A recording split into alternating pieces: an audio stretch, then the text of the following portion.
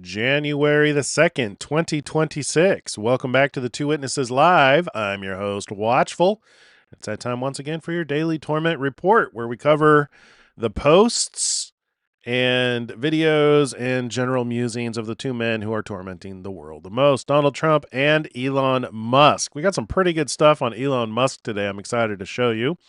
And Donald Trump, pretty light again. He's been going light on the posts. Not entirely sure why, but let's get into this and have a look-see. There we go, that side. All right, so we're picking up with his report. I guess this is his Trump team social media report. Team Trump dominated 2025 with astounding 5.3 billion views and 13 million new followers.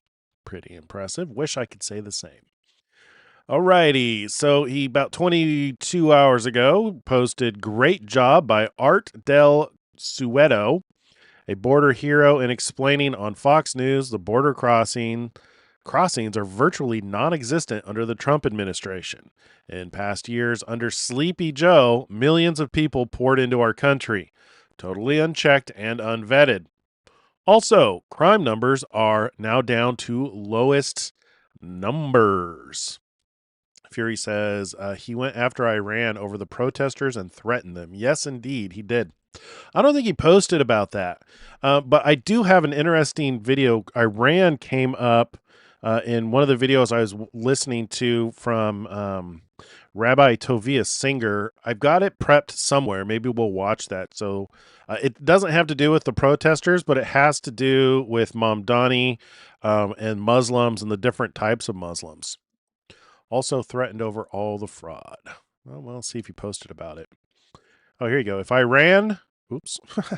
If Iran shots, I think that shoots. If Iran shoots and violently kills peaceful protesters, which is their custom, the United States of America will come after. Hang on a minute. There we go. Where was I? If Iran shoots and violently kills peaceful protesters, which is their custom, the United States of America will come to their rescue. We are locked and loaded and ready to go. Thank you for your attention to this matter. President Donald J. Trump. I guess he did. That's right in front of me.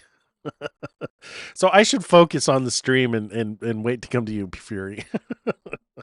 Thank you, though. I appreciate you bringing it up. All right. 12 hours ago, the White House doctors have just reported. Is he doing these things like quarterly? These tests have just reported that I am in perfect health. He put in all capitals. And that I aced, again, all capitals, meaning was correct on 100% of the questions asked for the third straight time. My cognitive examination, something which no other president or previous vice president was willing to take. P.S. I strongly believe that anyone running for president or vice president should be mandatorily forced to take a strong, meaningful, and proven cognitive examination. Our great country cannot be run by stupid or incompetent people. I honestly agree with that 100% because everybody, you know, Joe Biden used to be a kind of decent dude. And a lot of his failings being in office is the fact that he was not there mentally. And it was those people around him that were doing all the damage. Uh, you know, so I agree with this wholeheartedly. How many people have been in office in such a high position? I mean, like, you're literally the most powerful person in the world. You should have to prove you're mentally competent. Of course, going forward, I don't know if this is ever going to be a thing past Donald Trump, given what we know about what's coming in the future. But should we be completely wrong about everything in the timeline and where we are and what's coming in the future? Yeah, this would be a great policy. All right, moving on. 11 hours ago, Antifa violence exposes UC Berkeley's hypocrisy on free speech and tolerance. Yes, that seems to be the case, as those who are trying to suppress your free speech are the ones claiming that we should have it. Green energy company in the hot seat after bald eagles knocked out of the sky. Yep, he's got some pictures here. Those look like seagulls. Those don't look like bald eagles. This one definitely looks like a bald eagle. They could be. Eagles down. All right, what is this? So from Zito Salina, my name is Donald. President Donald Trump, arguably the most well-known person on the planet, rarely needs to introduce himself, especially to guests in the Oval Office. Yet the brash businessman turned conservative populist who has upended both political parties in America for the past decade can still surprise. I don't really fully get this. I imagine you probably need to read the article. So this is a link. It's a post from Zito Salina, but in it there's a Washington Post, which we don't need to read. And then he posted a beautiful picture, how beautiful this of a building this is. His real estate roots, his building real estate roots, always coming out. All right, and then 10 hours ago, tariffs are an overwhelming benefit to our nation, as they have been incredibly for our national as they have been incredible for our national security and prosperity, like no one has ever seen before. Losing our ability to tariff other countries who treat us unfairly would be a terrible blow to the United States of America. Thank you for your attention to this matter. Obviously, continuing to bring this up because the United States Supreme Court has not ruled on this matter that is before them on whether or not the president has the right to tariff. And as always, we've got our fire from the mouth. We've got some a meme with fire in it, where we've got the Chicago mayor holding a McDouble burger here with people apparently knocked out or unalive in the background, and he's holding up a sign saying Chicago doesn't need help. We have everything under control. It's kind of like that meme with the guy holding the coffee cup with everything burning behind him, saying, "This is fine." Or the famous memes from the what was it, the COVID protests, where mostly peaceful protests, or the BLM protests, mostly peaceful riots, whatever that is. And then we have his pin post, which we've watched for the last couple of nights, talking about Border Patrol and about 50% of them being Hispanic. All right, what do we got here? So he clarified. So let's go to chat. Fury says he clarified that it won't be a regime change, that there are other ways to deal with them. Biden used to stand for a strong border at one time. I remember those days. Let's see. But Joe would have failed. Then you have Kamala to take over. Yeah, thank God we don't have Kamala right now. She's in New York, out, supporting Zoran Mamdani, which is gaining popularity. People like the idea of socialism and communists. And unfortunately, Zoran is from the wrong Muslim belief. We'll get into that here in a minute. Vance taking a strong stance on a lot of issues today. Haven't seen any of that. A Somali woman threatened Elon. Yeah, we're going to get into that. People from all over the USA are going after Somalis in different cities over their fraud and confronting them. I wonder if this isn't leading up to the Great Tribulation. I'm still racking my brain over, everybody got everything wrong up until this point. So it's just like the Great Tribulation has been kind of, correct me if I'm out of, in my own here. I don't think I am. I think the Great Tribulation is the thing that people really fear about the end times, right? The language about had it not been shortened, no flesh would survive implies that like the entire world is on fire. How do you correlate that with it'll be like the days of Noah, where there'll be marrying and giving in marriage, eating and drinking, stuff like that? Considering that we've, based on observation, gotten everything else wrong, the pandemic, the Biden administration, and stuff like that, I have no idea what to expect with the Great Tribulation. I really don't. This is very much a wait and see, and do the best you can to prepare kind of a situation and just hope that I'm completely wrong about everything. That's kind of the boat that I'm in. Unfortunately, I don't think we'll know anymore until, more things happen. But this strikes me as a fuse has been lit, right? With the assassination of Charlie Kirk and with the exposure of all the fraud with the Somalis. And I mean, no, I just see all of these events coinciding, and they're all heading in a terrible direction. So 2026 is going to be very interesting. All right, let's move on. Actually, so let me show you that video since we talked about it. So this is Rabbi Tovi Singer talking about Mamdani and his about Muslims and Islam. Their view, Jews are intrinsically, inherently dirty, are tome, using a Hebrew word. In fact, there were many times under, it depends who led Iran, where if it rained in Iran, in Tehran, Jews were not allowed to go outside. They had to stay in their house. Why? Lest the rain hit a Jew, and then the water. Medrash Eicha I says that think I started it too late. it was a big question, a taina on Klal Yisrael, that now that they can go make Aliyah, they could come for Aliyah L'Regel, and they didn't come. So that was much worse when they couldn't come. All the years we couldn't come, and now I think for the first time we're really experiencing something anti-Semitism that we haven't never witnessed. I'm just wondering if you could just shed some light on what the difference today is. Thank you. Yeah, Zohar Mandani There you go. is a Shia Muslim. The center of Shia Islam is Iran. Iran has been the. So I want to reiterate what he just said. So Zohran Mamdani is a Shia Muslim, and the center of Shia Muslim is Iran. Center of Shia Islam since the 16th century.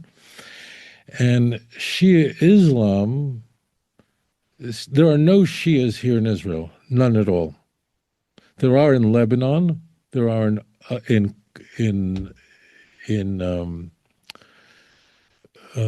Qatar, there are in Kuwait, there are in Iraq, but the center of it all, the power of it all, is really is Iran. In their view, Jews are, and this is what's germane to this point, in their view, Jews are filthy. In their view, Jews are intrinsically, inherently dirty, are tome, using a Hebrew word. In fact, there were many times under, it depends who led Iran, where if it rained in Iran, in Tehran, Jews were not allowed to go outside. They had to stay in their house. Why? Lest the rain hit a Jew, and then the water splashes off of him and touches a Shia Muslim. He becomes unclean.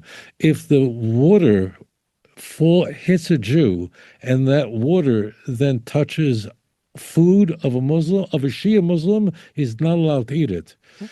The Sunni Muslims do not hold to this at all. It's strange, but Sunnis, I know many of them, and I'm interviewed on Muslim Channel, will tell me personally that they hold that Judaism is closer to them than Shia Islam. Sunnis hold that Shia is complete idolatry, a complete avodah zarah.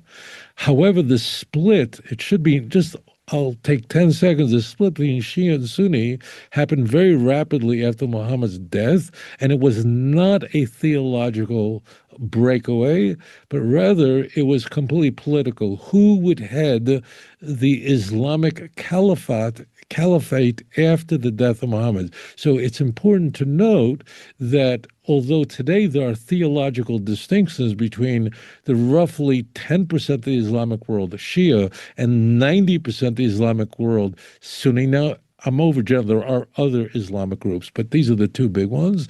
It began political, but it shifted off where Shia Islam, which this America's New York City's future mayor is a member of, has a very dark view of the Jews. And you could just look at Persia for a moment. Think about it. Yeah, and the Jews are the canary in the coal mine for the end times. Like, as the world starts coming against Israel and the Jews, So here's where you can identify red flags for any group or belief that is in the wrong. They're the ones coming against Israel because the children of Israel are God's chosen people. And the Jews are God's chosen people. And this is actually a really good video because he goes through and he explains why there's persecution and what it results in. Judaism is a very stubborn religion. They don't have, and I actually say that in kind of a positive light, not in a negative stubbornness. And he kind of addresses this in this video to where the persecution keeps them humble. And it constantly reminds them of why it's so important to stay true to their God, to Hashem. And what's interesting is that there are certain beliefs which are compatible with Judaism, and that's why I wanted to play this part. And I'm not endorsing Islam or Muslims, but I'm not also completely denying them because we're told to love God and love our neighbor as ourselves. But there is something that's very interesting about the religious splits, and that is the beliefs which are compatible with Judaism and the beliefs which are incompatible with Judaism. And this also goes the same with Christians. There are Christian beliefs that are compatible with Judaism, and there are Christian beliefs which are incompatible with Judaism. And here's the thing: is most Jews. And I'm not endorsing 100% of the Jews either. It's, it really all boils down to, I don't think like salvation in the end time is purely a doctrinal issue. I used to get into fights all the time and debates over who was right and who was wrong when it comes to doctrine. And then the more that I realized that there were certain people I just could not convince, I was struggling with how can I continue to love this person who's just stubborn. And what I realized is what's more important is, Jesus came to save everybody. He was sent to the lost sheep, but he came to save everybody. And you really have to understand the beginning in order to understand the end. BP Earthwatch was talking about this today. And if you go back to the very beginning, with Adam and Eve taking from the tree of knowledge of good and evil, what happened as a result of that is there were thousands of years of persecution and death, and it all centered around the knowledge of good and evil that was introduced into the cultures. And what Yeshua did is he came and he showed, he gave an example of what it is to live the Torah, so much so that he is identified and likened to the Torah because he was the shining example of living Torah, living the instruction for righteousness. That's what Torah is. Living instruction in righteousness. He was the example of what it meant to love God and love your neighbor as yourself. And what he did is he introduced a movement that Satan has been attacking ever since Satan killed Yeshua. And that goes back to understanding, when God said that the serpent would bruise the heel of the seed, but the seed of the woman would bruise the head of the serpent.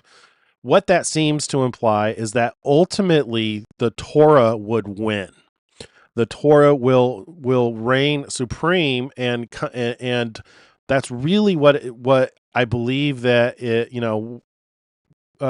ultimately will result in the overwhelming success in the end times is living righteously, and there will be a general global understanding of what's involved to live righteously. In other words, when Yeshua does finally return, all of these debates and divisions will be put to rest. So in the meantime, we just need to keep our hand to the plow and working to, love God and love our neighbor as ourselves. But in regards to what does it mean to love God, that's where I think it's important to embrace the chosen people, embrace the people that God has chosen, because I believe he chose them for a reason so that we had a canary in the coal mine in order to identify how it is that we are to love God.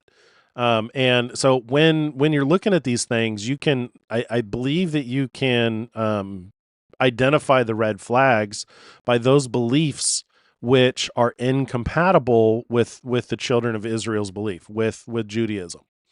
And I'm not saying 100% of what Judaism teaches is correct. Matter of fact, there's a lot of things I don't agree with. But like I said, we're all people working with flawed information, and we all have an opinions. That saying, that meme. Everybody, opinions are like the word. You know what I'm going on. Everybody has one. Anyway, I just wanted to share that with you. Is there anything else we should listen to? It has no border with the land of Israel. You could say in Syria, they're angry. The Jews have the Golan Heights. They lost a number of wars, but Iran doesn't have such a war and doesn't have any. There's no basis for them to be at war with Israel. They're roughly 1,000 kilometers east of Israel. They're not Arabs. It's one of the biggest insults you can call an Iranian. Tell him he's an Arab. They don't like it. So Shia Islam, or you refer to them as 12. This is an iteration of Islam that is inherently more hostile to Jews, inherently. But it's intriguing. I'll just share this one thought. It's that same book of Ezekiel, same Sefer Yechezkel, that tells us that at the end of days, that Persia will lead the coalition of nations against Eretz Yisrael, against Yerushalayim. You'll find that in the ultimately, I think in the end, both Christians and Jews and Muslims are all going to need each other. That's why I bring up the beliefs that are compatible, because there are certain religious groups and organizations that hold doctrines which are compatible with Judaism, and in such a way that we would consider them brothers. You know what I mean? That we believe enough things that are similar that we would just be arguing over little details that don't matter. However, there are doctrines, and I think this is where it comes down to the mark of the beast. When the mark of the beast is completely incompatible with Judaism, and to that point, I would say that Judaism results in the mark of the 144,000. Not Judaism specifically. I'm not telling anybody to convert to Judaism, but the belief in the Lamb's father, right? Because Jews believe that there is a Messiah. They're waiting for their Messiah. They're very eagerly waiting for the Messiah right now. Tovi Singer has in the last couple of years come around to believing that we are in the end times. As a matter of fact, one of the thumbnails for this video has to do with prophecies of the end times. I noticed whoever's channel this is, Inspired Israel, he's got a couple of different thumbnails he's testing. One of them is he's testing prophecies in the end times, and Tovi has come out and said that he truly feels that we are in the last days. He doesn't have anything to actually prove where we are, which I would love to have a conversation with him, because I believe that that's what our work is accomplishing. It is the evidence that the Jews need in order to realize that Yeshua is truly the Messiah that they've been waiting for. I don't know how that's going to happen, but I believe that's what our work is leading towards, because it's irrefutable. Like, take that Revelation 12 sign. If you can, that sign is so singularly important, because it literally proves the book of Revelation is true, or at least it's got that thing right. And if that thing is right, then it stands to reason that the things surrounding it could also have value. And if that book has value, guess who's responsible for that book? Yeshua HaMashiach. He's the one who he received the information from his Father. He gave it to his disciples, and then he sent an angel to signify it to John to write down in the book of Revelation. That proves that Yeshua was a prophet. That proves that he had information before it happened that is occurring now, which is indicative of his return. So it's just a matter of getting them to believe that. Hang on a minute. I'm going to sneeze.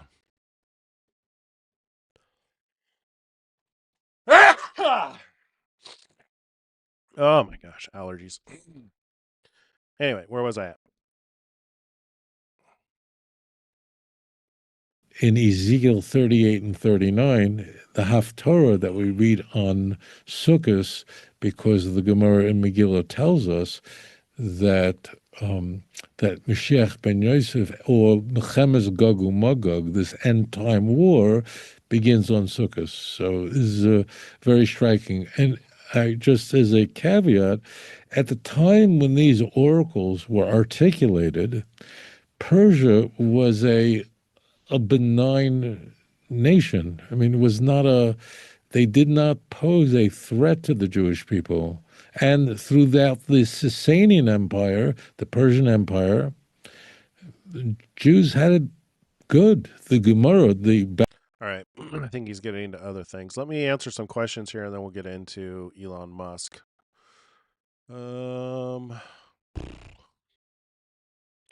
People from all over the USA are going after Somalis in different cities. Yeah, it's turning out to be a pretty big deal with cameras and online. That guy's a terrible governor. You're talking about Chicago. Well, we'll see what happens because the police are quitting and they left a huge box of uniforms. Oh my gosh. Yeah, but they don't understand the difference between the big persecution and the great tribulation. Yeah, I guess if we're going into the great tribulation, that would mean we've been going through the labor pains, I believe, because isn't it the labor pains that precede? Let's see, both can happen at once, but they think that we will see two different events. Both can happen at once, but they think we will see two different events. Yeah, the traditional teaching of the end times, I honestly can see why Jesus kept saying, if you don't watch, I'm going to come upon you like a thief. Because by and large, most Christians don't believe the end time events have started because they keep looking for this Antichrist figure. So their attention is focused on who is this Antichrist character. They're looking at Donald Trump. They're looking at the Crown Prince of Saudi Arabia, MBS. They're looking at Zohran Mamdani. They're looking at these different people, and because of this false narrative, they're not actually looking at the details of the scripture and identifying prophecies being fulfilled. Is they're trying to watch this narrative that they've been told for the last 40 years come into play, because like a lot of denominations and Christians are looking for the Antichrist to come into the temple and declare himself God, and then most of them are going to think we're in seal number 1. So they're way behind on the timeline, unfortunately. So when he does show up, they're going to be caught off guard. Let's see.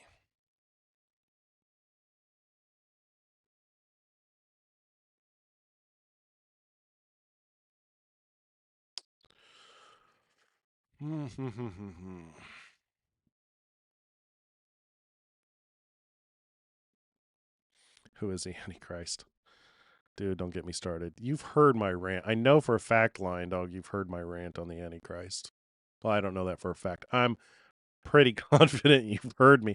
I rant about it all the time, and I know you've been on the show, so maybe you weren't listening.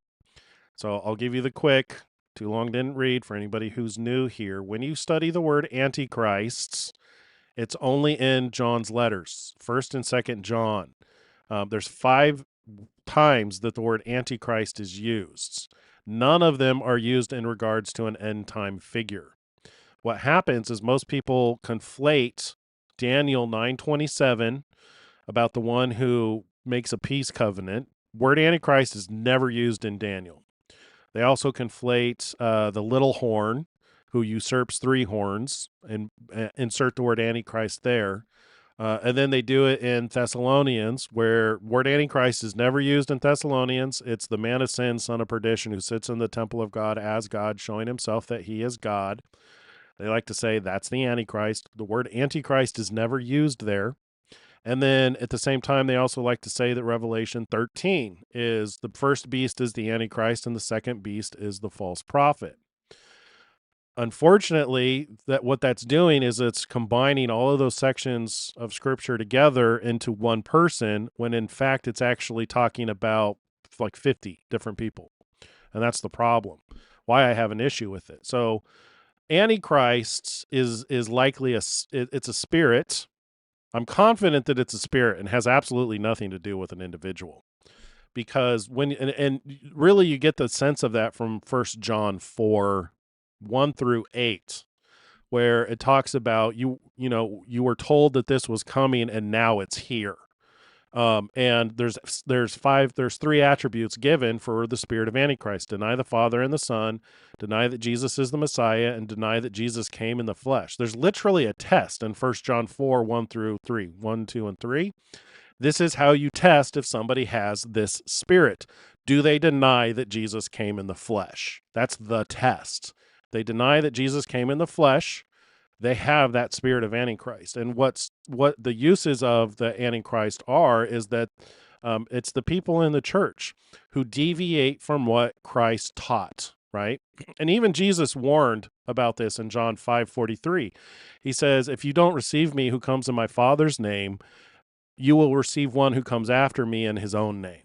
And that's very likely where, you get people, and this is why there are so many denominations, is because people just can't agree with each other on what things mean, and they form their own groups and their own beliefs. This is why Judaism is the canary in the coal mine, because Jews don't do that. And I think that's probably why they're under constant persecution, is it keeps them centered. So like they are the guiding rod. They are what we should look to for the most part for, is your belief compatible with Judaism?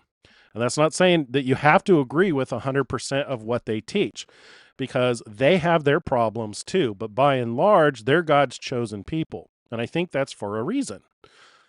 So your belief needs to be compatible with what they believe. In other words, if you were to have a discussion with somebody who's a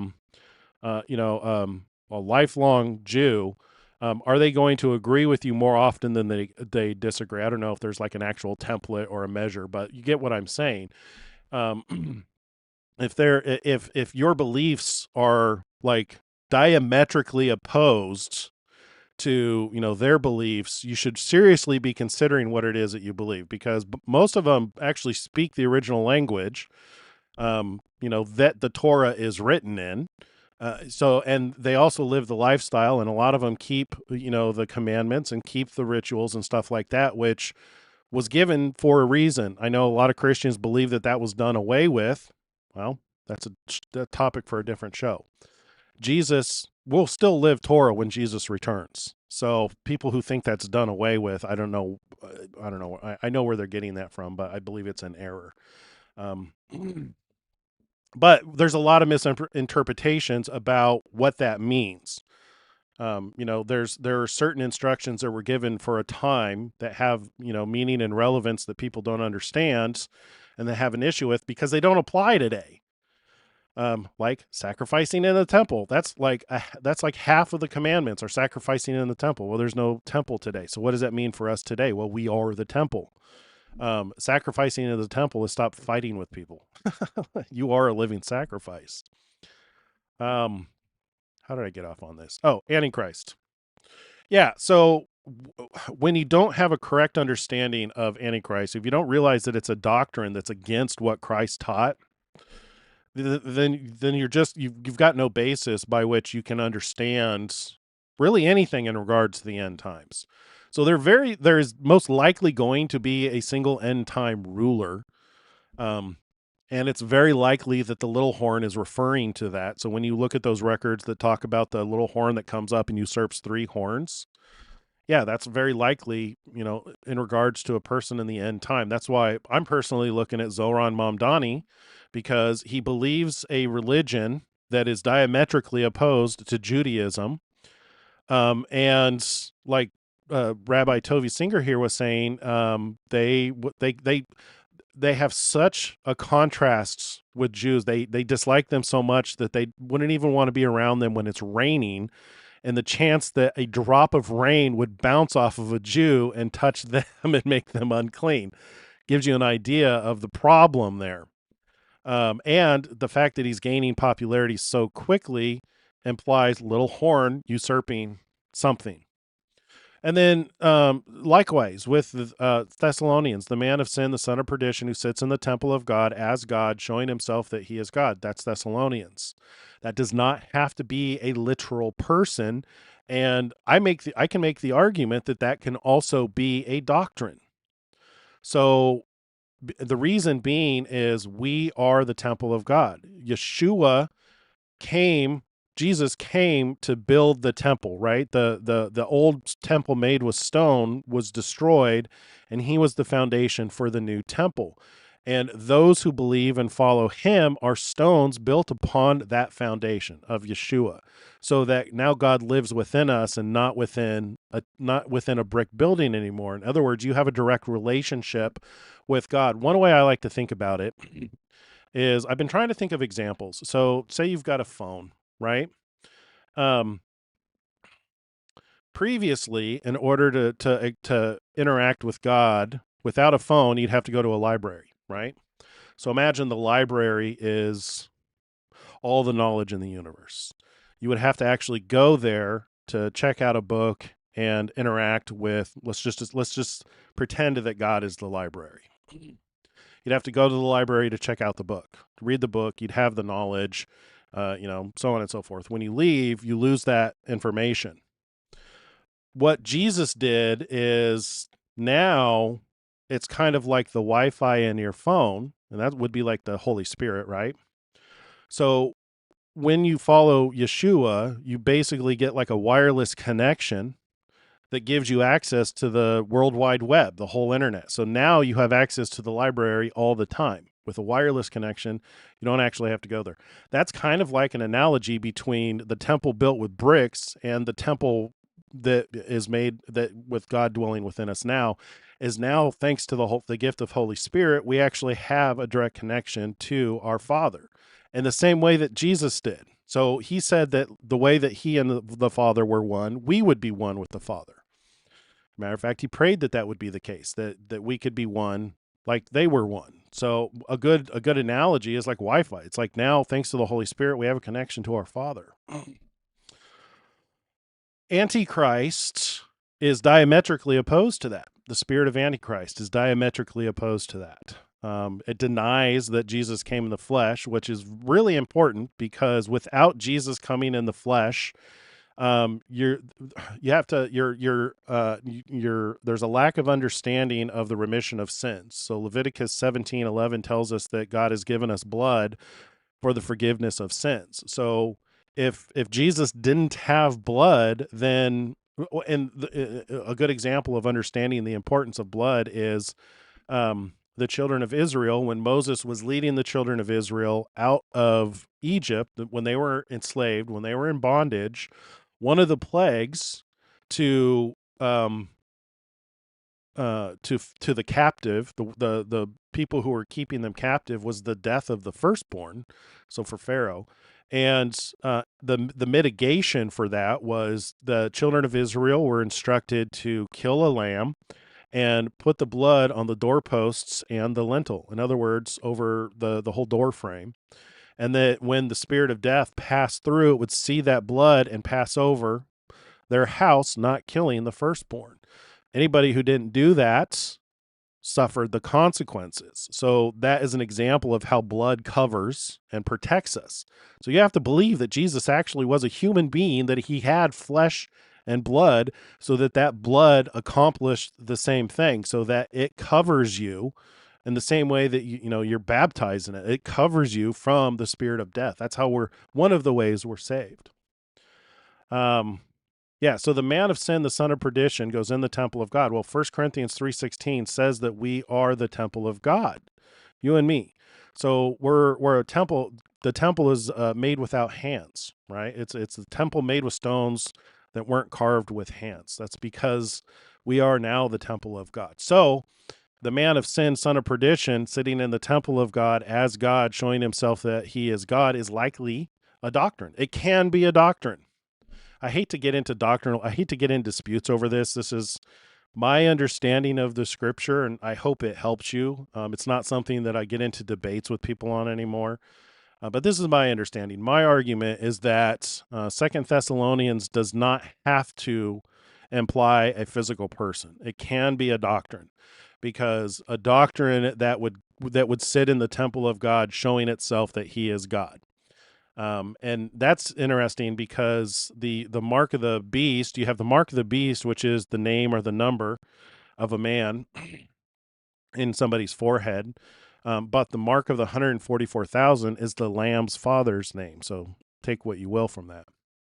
So anyway, yeah. So Antichrist it's not as simple as this end time person that's going to go into a temple and declare himself to be God. What most people are referring to. Oh, I didn't even handle the two beasts from the book from Revelation 13. Commonly, the first beast is called the Antichrist, and the second beast is called the false prophet. The problem with that is Daniel defines beast as a kingdom or government. And the fact that the beast from the sea is defined in Revelation 17 as being a conglomeration of nations, of kingdoms that are comprised of the nations, people, and tongues. It's more likely that the beast from the sea is a kind of like the United Nations or the G7, to where it's a type of a government made up of different nations. That's where you get that hybrid beast imagery, to where in Daniel it gives you it defines the individual beasts and their attributes, like the bear, I think it was the cheetah, the different beasts.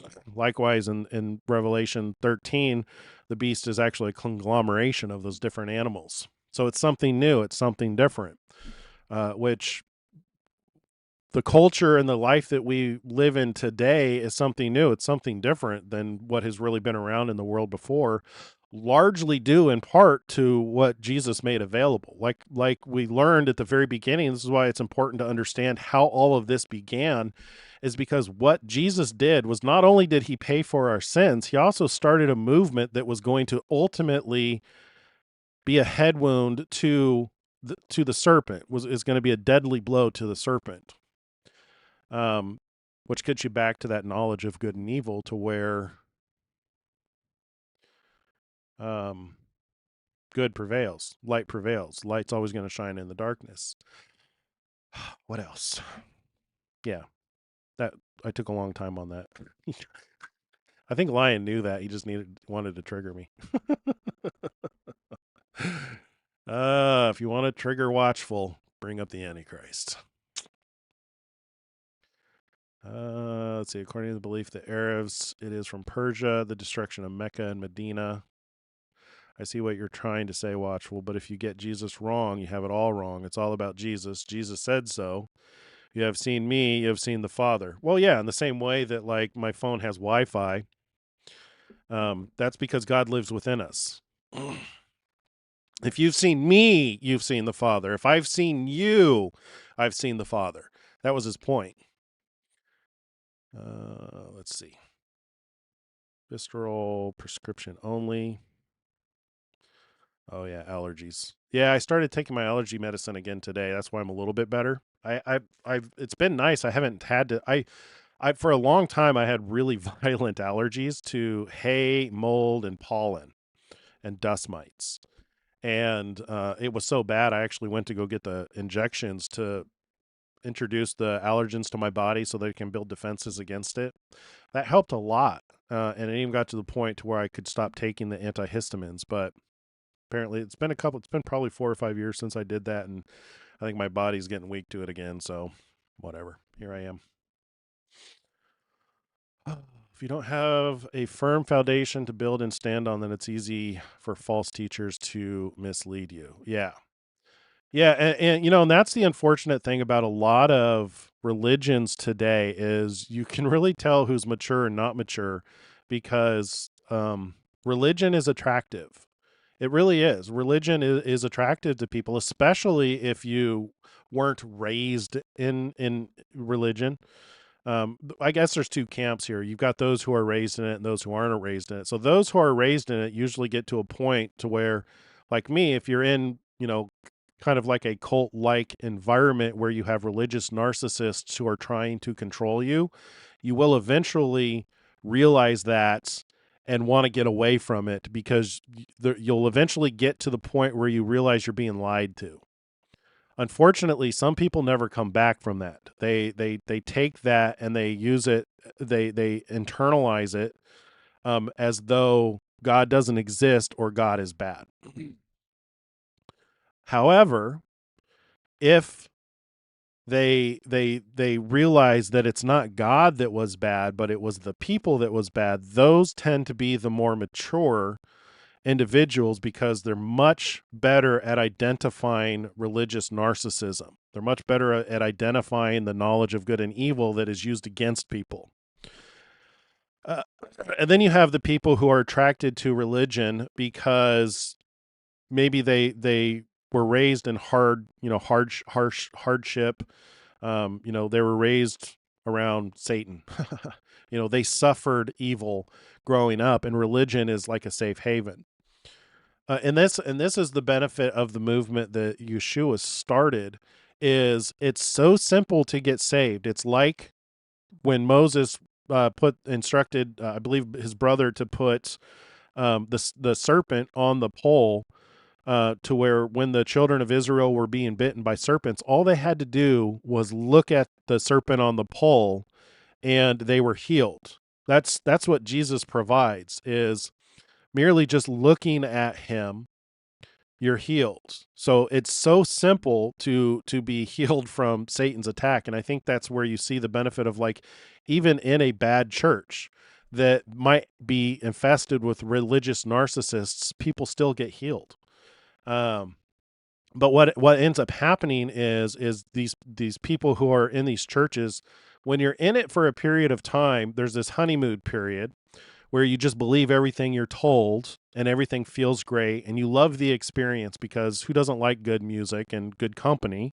That's an attractive thing. But if you truly have a heart for the bread of life, for the truth and understanding, and you start to really read the scripture, what happens is you'll start to question, wait a minute, my pastor is saying this thing, but I don't see that in the scripture. A good example is the antichrists. When your pastor is reading Daniel, he'll say the antichrist makes a covenant with many for 7 years. Well, as a somewhat new, not so new person studying the scripture, you might look at that and go, wait a minute, the word antichrist isn't used here. It just says Messiah or whatever. I can't remember what it says, but I guarantee you the word antichrist is not used in Daniel 9:27. And as you get more mature and you get out of that honeymoon phase where you just believe everything you're told, you start to ask questions and you start to realize, wait a minute, these people are inserting words. Why do they need to do that? And then you start to look at, well, what is Antichrist? And you go look at it over here and you're like, wait a minute. Antichrist, where the first place that it's actually used, has completely different attributes, and none of those attributes show up in Daniel 9:27. You know what's interesting is the attributes of the spirit of Antichrist fit better with Thessalonians, with the man of sin, the son of perdition. So if you think of it as a doctrinal thing, to where the spirit of Antichrist is a doctrine that's just contrary to what Jesus taught, that's where you get that religious narcissism, where the man of sin, son of perdition, sits in the temple of God as God, showing himself that he is God. That ultimately leads to your destruction, because that's that religious narcissism, to where you're internalizing yourself as God. I don't know if you guys have seen, there's a new series out called House of David, which is just an amazing series that's retelling the story of David, King David, and David and Goliath.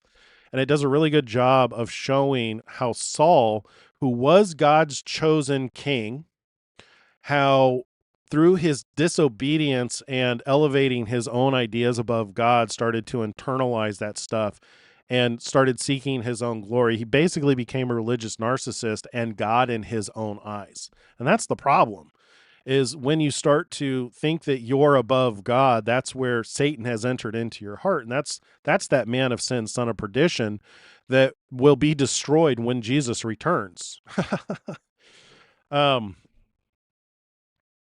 Yeah, so you have these. So what ends up happening is you get these people who are in church, and then they start to question, well, why isn't the word Antichrist used here in Daniel? And then suddenly you'll find out if you're in a good church or a bad church. Because if you're in a good church, everybody's going to go, huh, yeah, I wonder why that is. Let's go search out the answer.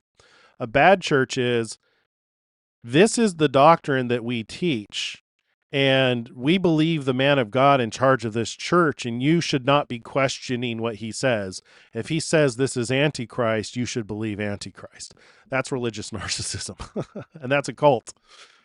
So these are the maturity levels. So a lot of the really mature people have gone through that kind of stuff to where you've gotten over the ego, and this is very true of Jews, is they've been tortured and beaten and persecuted for so long, and they still love God and they still love His Scripture, and it doesn't matter what you do to them, they will always seek Him.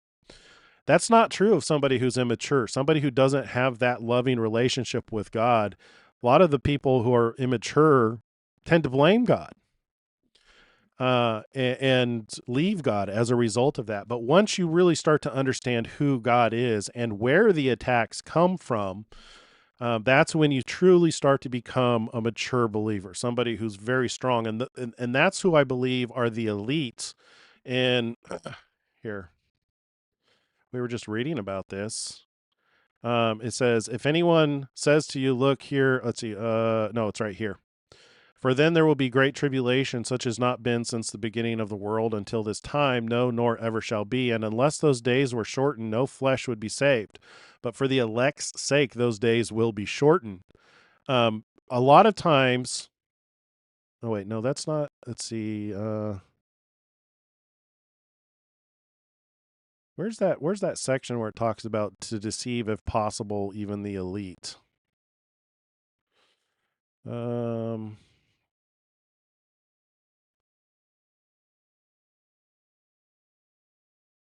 why am I not seeing this?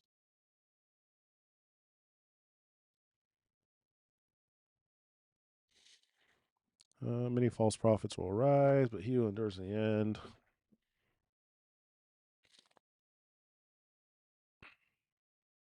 You guys know what I'm talking about, right? Where is that? Hang on a minute.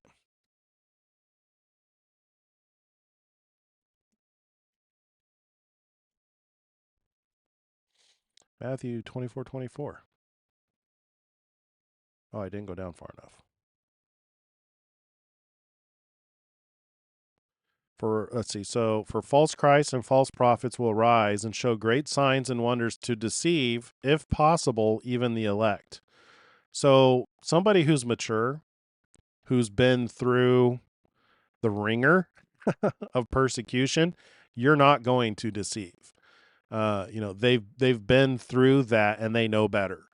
This is one of the reasons I get really it's another trigger for me, is when a lot of people will read this, that the end times are going to get so bad that it will deceive the elect. But that's not what this says. It says, for false Christs and false prophets will rise and show great signs and wonders to deceive, if possible. In other words, implying, if it were possible, the deceptions will be so great that if it were possible, they would deceive even the elect. In other words, it's implying that it's not possible. Otherwise, what's the point of putting in if possible? Because it would say, show great signs and wonders to deceive the elect, right? So the words if possible aren't even needed in there if it's saying that the false prophets are going to deceive the elect. The elect are those who are you're not going to deceive. And I would say look to those who the beliefs that are compatible with Judaism, because I think this is going to be more and more of a problem in 2026, because and especially so Project Stargate. So I have a theory. This is just a theory. I don't even know if this is going to be true, but this is a theory since we started considering that AI might be the image of the beast.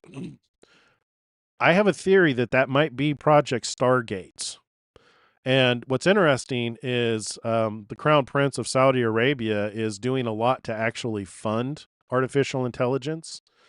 But if some kind of artificial intelligence is put in charge to the point to where it's enforcing rules and regulations, if it's making decisions based on what you believe, that will be your red flag to know the belief that it's trying to enforce. And it would not surprise me if it's not strongly Catholic in its belief, just based on everything that I've seen. More on that later. But yeah, I think we've probably covered this as much as we should. It's Sabbath. I'm actually going way over. We're already at an hour. You guys have any questions? I'm sure I probably stirred some of you guys up in here. Let's see. I'm no longer shocked by anything popes do. Yeah, exactly. So that's the thing, is like when you're mature, you're no longer shocked by anything. And you tend to be more offensive than the average Christian, because you'll say things that Christians will be aghast to. How dare you? That's blasphemy.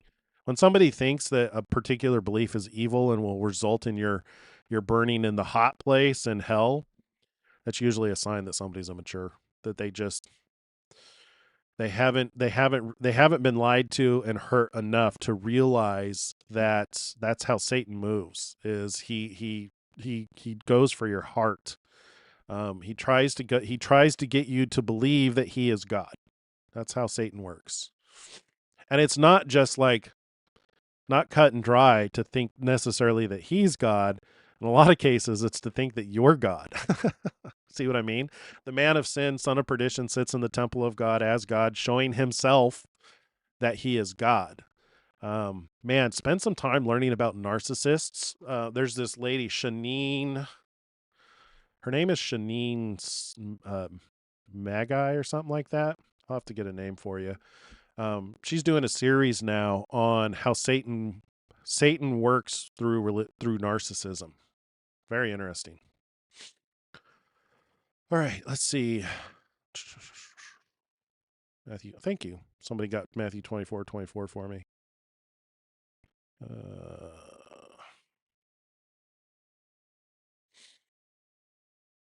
Trump is not racist. Yeah, he's like the farthest thing from racists. They've kicked that horse to death. This whole racism thing, it's not working very much anymore.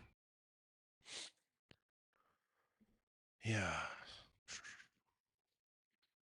All right, I think we're good. Let's move on to Elon Musk, and we're just going to kind of go through and summarize some of the stuff because he posted a lot, as he does.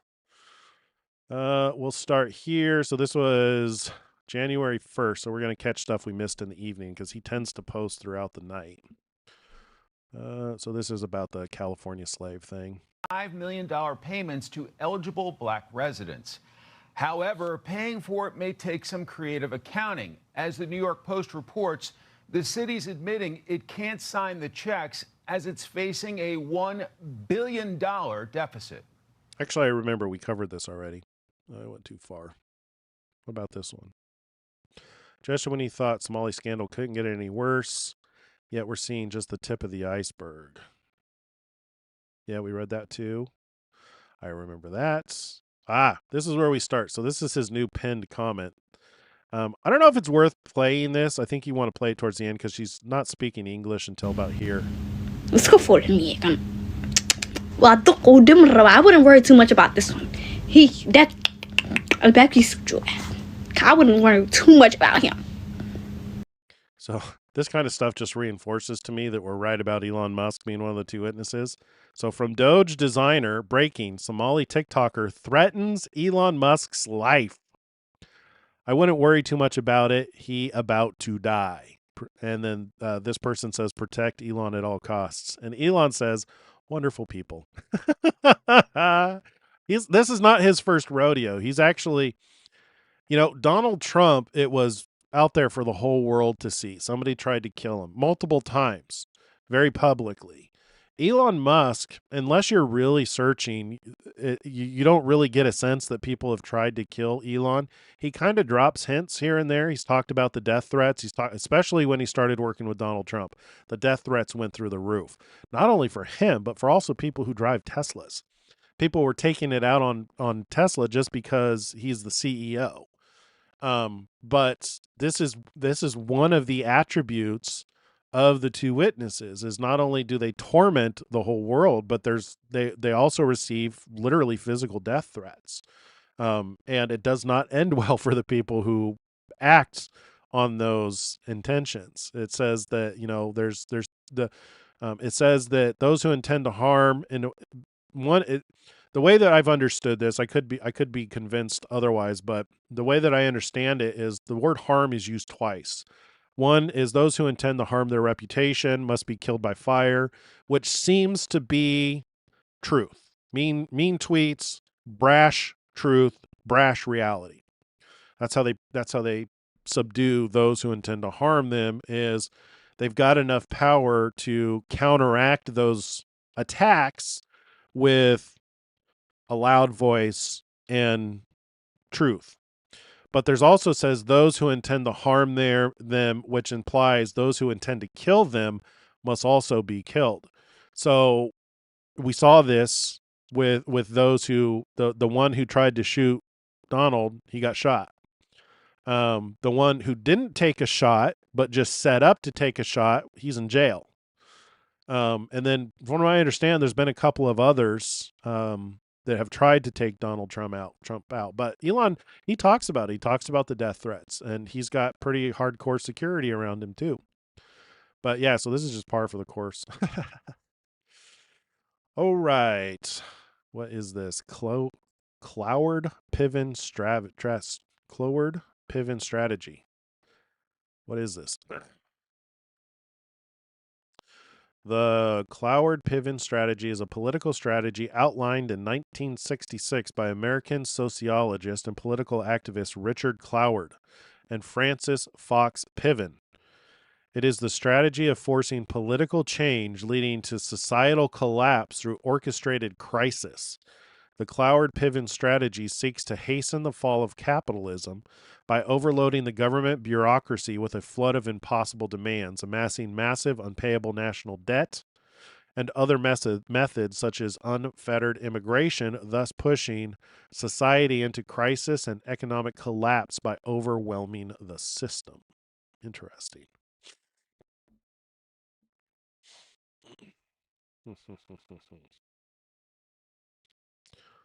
Plenty of Catholics are speaking out. Those who are meant to see through him will see. Mark Taylor, for one, spoke out against Francis and will speak out about Leo too, as will several priests. The popes are in place according to prophecy, and as God meant them to be. Yeah, that's the thing, Fury. Is I agree with you. Is all the players are in place, and the more detail you can understand about the end time, the more you're going to realize, who the players are.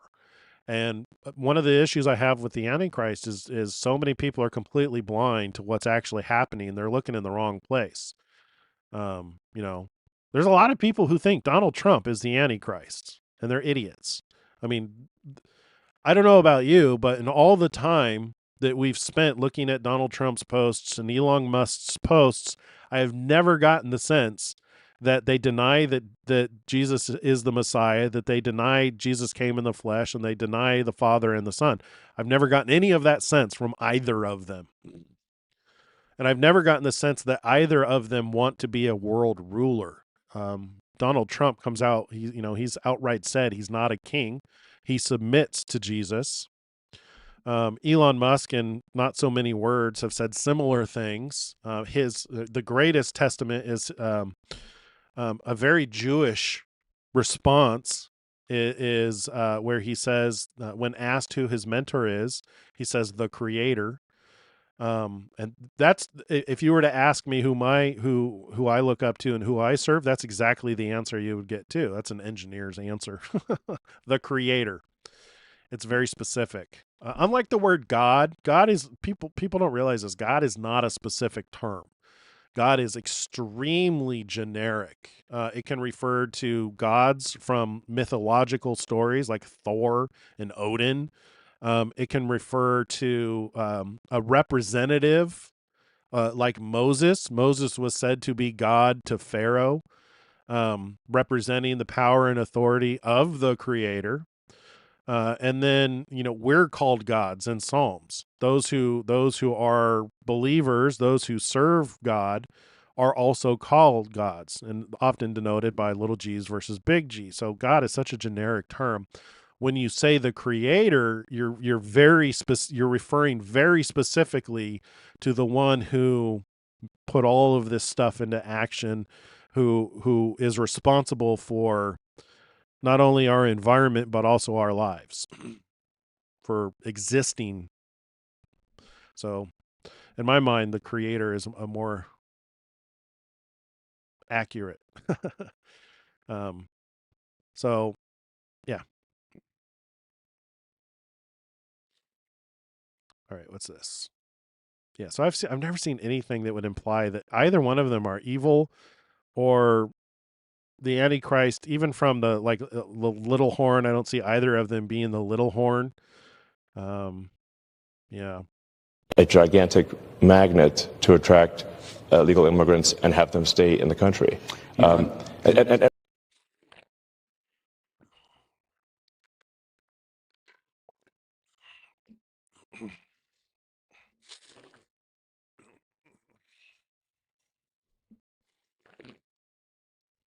Illegal immigrants. And that was happening even after the president was elected, even after he signed an executive order saying that needs to stop. So we actually made sure that that money did stop going, because obviously it's outrageous that American taxpayer money is spent on luxury hotels for illegals. But you have to say, like, why was that being done? It was because the Democrats are trying to import voters, basically. Yes. I agree. Yeah. And that's also why there's no voter ID needed. In fact, in California and New York State, you're not allowed to show voter ID. Mm-hmm. Isn't that even insane? Insane. Yeah. I'd say that. Along the lines of the time that we've spent paying attention to Donald Trump and Elon Musk, it actually kind of hurts my heart that we're the only ones paying attention to these two as potential two witnesses prophesying for 1,260 days. Because you would think God, even though there's not a lot said about the two witnesses, the fact that they're speaking for 3.5 years, you would think that it would be so important to try and find who those people are so that you could listen to what they say to understand what's going on with end time events. I would say that our group here probably has a better understanding of what's going to happen in the future because we spend so much time listening to these two. And it's exhausting. It really is exhausting going through line by line on their posts.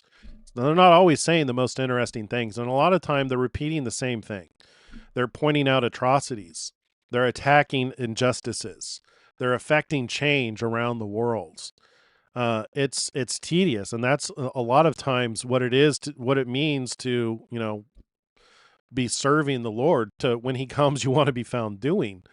But the fact that seeing what it is that, you have to realize this guy right here is the richest man in the world to the tune of $600 billion, well on his way to $1 trillion. And Donald Trump, not the richest man in the world. He's been the richest man in the world before. Arguably the most powerful man in the world in that he commands respect and authority to a degree I would say never achieved before. With what he's accomplished in 2025, he's definitely he's proven his leadership capability again. And he's commanded respect to where entire countries are looking to him for direction. And you have these two men who are they're not serving their own purposes. Both of them could be sitting on a beach, sipping Mai Tais, eating the best food that's available on the planet, the best of everything. And neither one of them are doing that. Both of them are working like dogs day and night. I kid you not. They're working like 18-hour days. These men work on like 4 and 5 hours of sleep. We've seen that because of the weird hours that their posts are posted, plus watching their activity throughout each and every day. But it's a shame that people are they're not privy on this yet. They're not caught up to the point that these two men could be God's anointed, and what they're saying and doing is important. There's a lot of people who do. I mean, I see, there's a mixed bag. I'd say those who are more immature and more inclined to believe the sensationalized stories are looking at him as Antichrist and stuff like that, because they're not looking at the heart, they're looking at the appearance. A lot of people are caught up on the fact that Elon Musk has a picture somewhere on the internet of him wearing a suit that looks like it has to do with the devil. And Donald Trump, people, because of all the lawfare used against him, have a hard time getting to the truth of those things. But it's just a shame that our group is so small that's even taking the time to look at these two guys. I have yet to see anybody who fits better with the very little information we have about the two witnesses. I'm more convinced today. I don't know about you guys. I'm more convinced today that these two are the guys. And if not just for the fact that they put out something every single day, and they have put out stuff every single day that is truth. I mean, they're confronting injustices. They're continuing to work like crazy for the betterment of mankind. Yeah, I wish it would be so much easier if they both breathed fire, though. How cool would that be if they just like somebody tries to kill them and they burned them alive? That would make it super obvious. Unfortunately, I don't think we're going to get that. Maybe we will. Maybe on the day, maybe at day 1259, we'll get the breathing with fire. All right, moving on. So this is a guy who was saved by Grok, I think, when Grok saved a man's life after his doctor missed a near ruptured appendix. Oh, yikes. Huh. Well, there you go. I love Jensen. So Jensen just invested heavily in Israel. With Tesla and XAI. Elon's, as you know, is just an extraordinary engineer, and I love working with him. We've built some amazing computers together. We're going to build many more computers together, and the work that he's doing in Grok, his self-driving car, his Optimus. These are all, every single one of them, world class. Every single one of them revolutionary. Every single one of them are going to be gigantic opportunities, and we're delighted. I'm delighted to be working with him on that. And so I think the Optimus opportunity is just right around the corner. It's very likely that human robots are going to be robots that we can deploy into the world relatively easily. And this is the first robot that really has a chance to achieve the high volume and technology scale necessary to advance technology. And so I think this is likely to be the next multi-trillion-dollar industry. And I'm very excited for him. If they manage to pull off Optimus at scale in 2026, I could see, like, with Project Stargate, so that's definitely sus, Project Stargate, especially now, considering giving life to the image of the beast. If they manage to scale Optimus, and it's probably the first time in history that a product could scale so quickly in a year, is a product that is self-replicating. So once you build a couple of Optimus robots, then you can put them to work building more Optimus robots. It's almost like compounding interest. It could scale relatively quickly. And we could honestly be in an iRobot situation to where if the AI that's controlling them has got a religious belief, and you either have to believe that what it enforces or die, that's a scenario. I could see that happening. But in order for it to happen, it would have to be miraculous. And that might be what That might be, actually, now that I think about it, Revelation 13.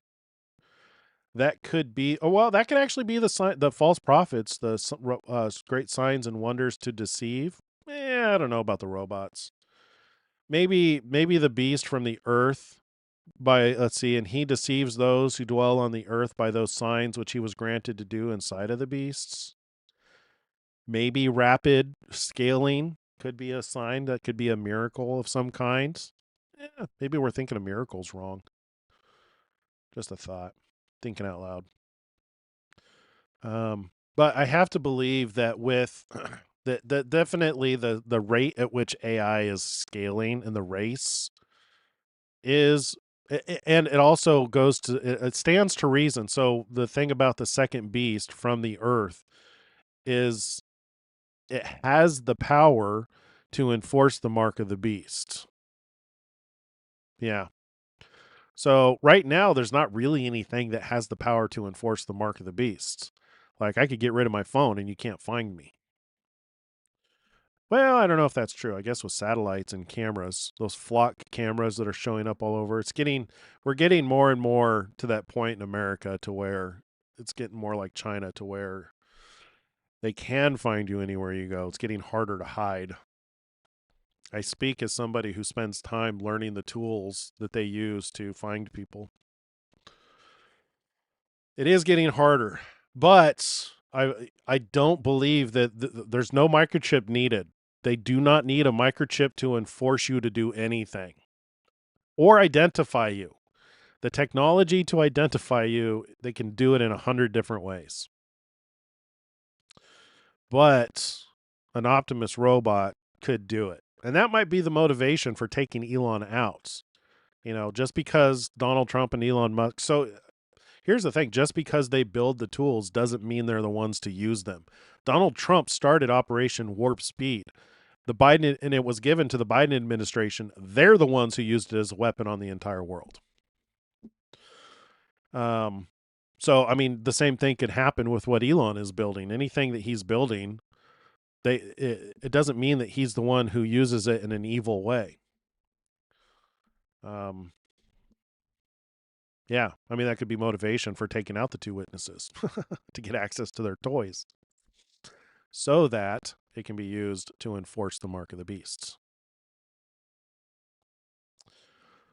All right. The Republican Party has two options: nuke the filibuster and pass law after law while we control all three branches of government. Yeah. Wait until Democrats retake the Senate, because they will eventually, and watch helplessly as they nuke the filibuster to pass legislation. Yeah. I just have to keep reminding myself that these things have to come to pass. It helps to know the reason for the scroll, which I'm confident that it's the curse from Zechariah 5. It's the curse that goes throughout the whole world. It goes into the homes of the thieves and perjurers and stays there until they're burned to the ground, in essence, is what Zechariah 5 says.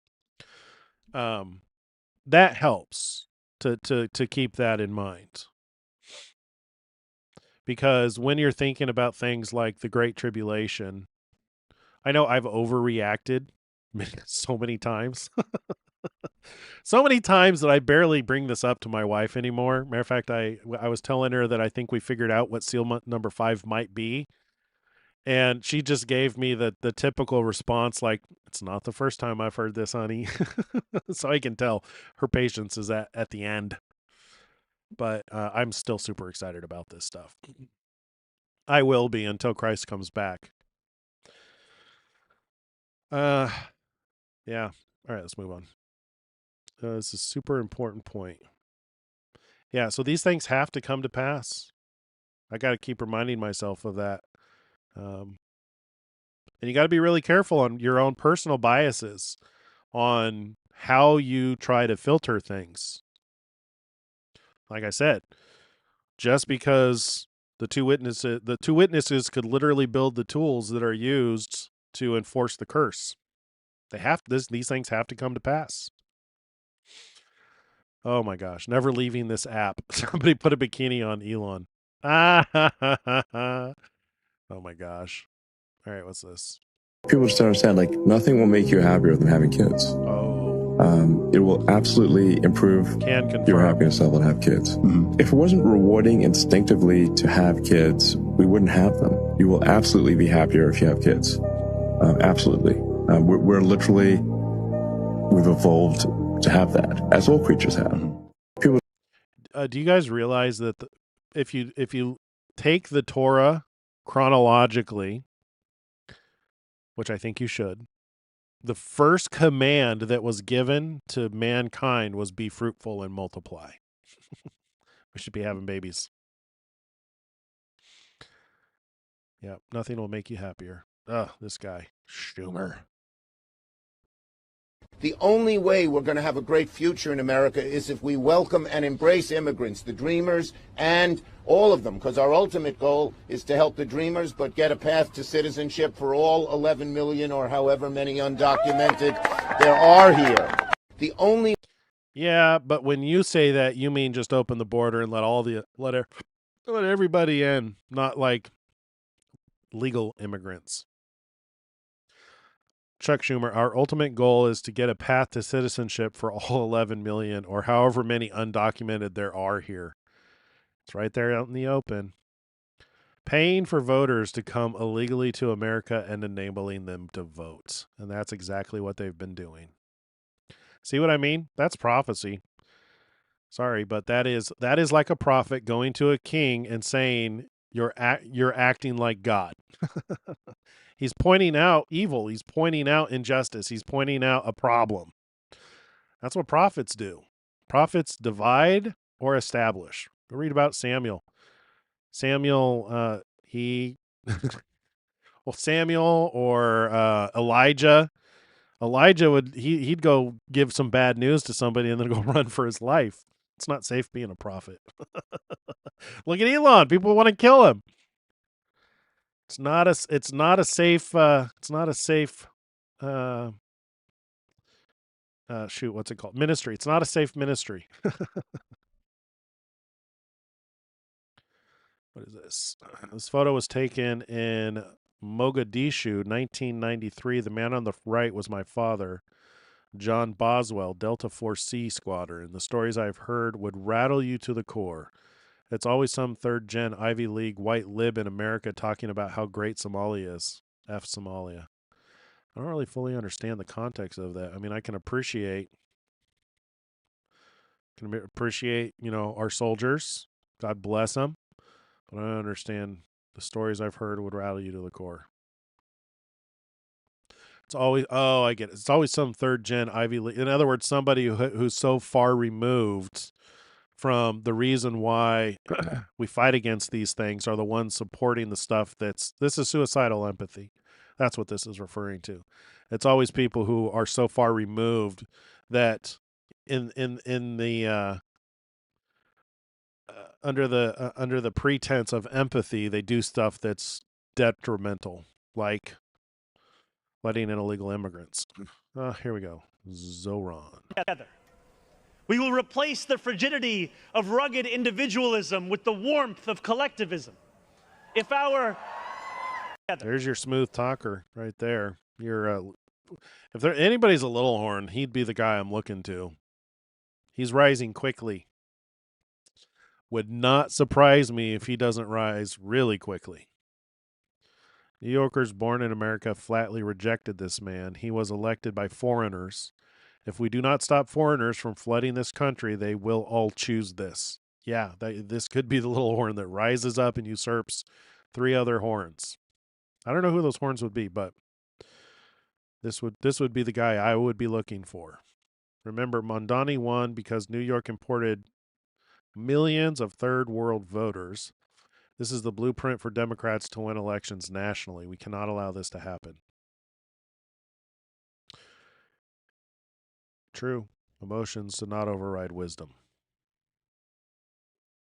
It's time for Republicans to do what they have to do, and that's terminate the filibuster. It's the only way you can do it. And if you don't terminate the filibuster, you'll be in bad shape. We won't pass any legislation. There'll be no legislation passed for 3.25. We have 3.25 years, so that's a long time. But when they can't do an extension, and John, I think they've done an extension every single time they've ever been asked forever. This is the first time they haven't done an extension. Extensions are supposed to be easy, but if they won't do an extension, they won't do any bill, even a simple bill. And we should do our own bills. We should get out. We should do our own bills. We should open up. We should start tonight with the country's open. Congratulations. Then we should pass voter ID. We should pass no mail-in voting. We should pass all the things that we want to pass, make our elections secure and safe, because California is a disaster. Many of the states are disasters.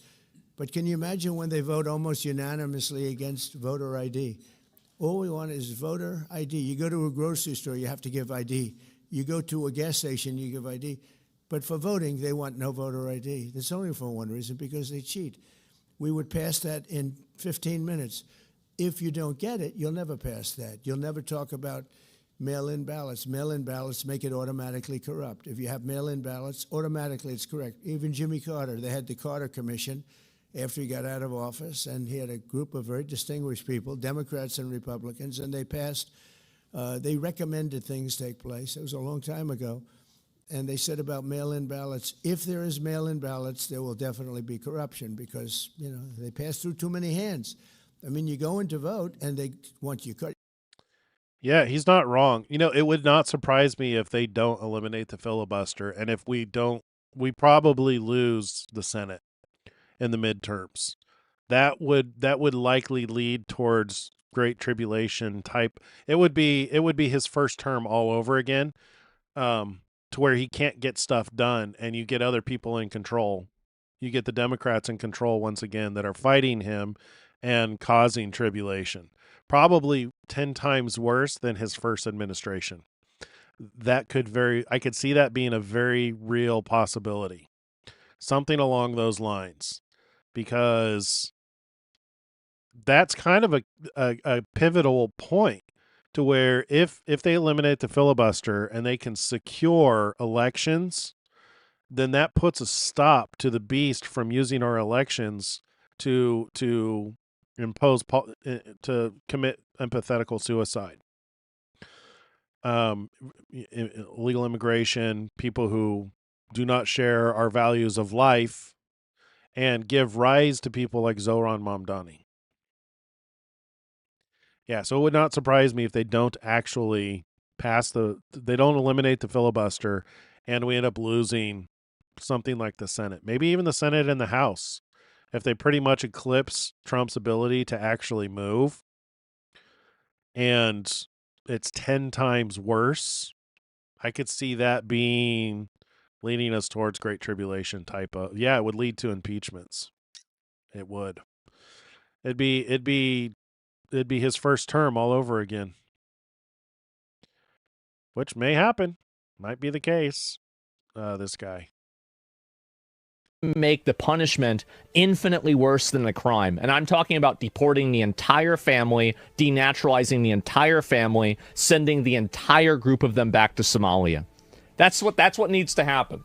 And anybody complicit and anybody involved in this scam. And until we have a candidate and a person that's willing to do that, then I'm not really interested in voting, if you want me to be honest. I'm really not interested in voting, because why is it that I'm going to vote for a slow rot of my country whenever the solution is so obvious? You can't flip the switch? Yeah, you can. You can easily flip the switch. You just do it. If J.D. Vance does not push for treason with capital punishment against Tim Walz, do not vote for him. Wow. If Trump does not deliver that, do not vote for him. Unless the most extreme, dramatic, brutal, aggressive option is on the table, I'm staying home. Wow. I'm staying home, bro. Those very strong words. But we're kind of there. Wow, read carefully. Over 40 daycare centers reportedly opened in Columbus, Ohio on the same day, all linked to the same inactive shell entity, and together pulled in $14 million in taxpayer-funded subsidies in a single year. Same paperwork, same structure, same funding stream. No matter where you land politically, this raises some serious questions, you think?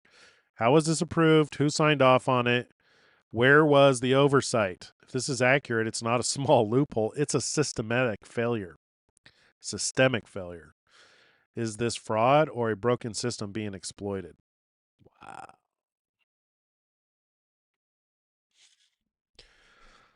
All right, we need to start going through this quicker.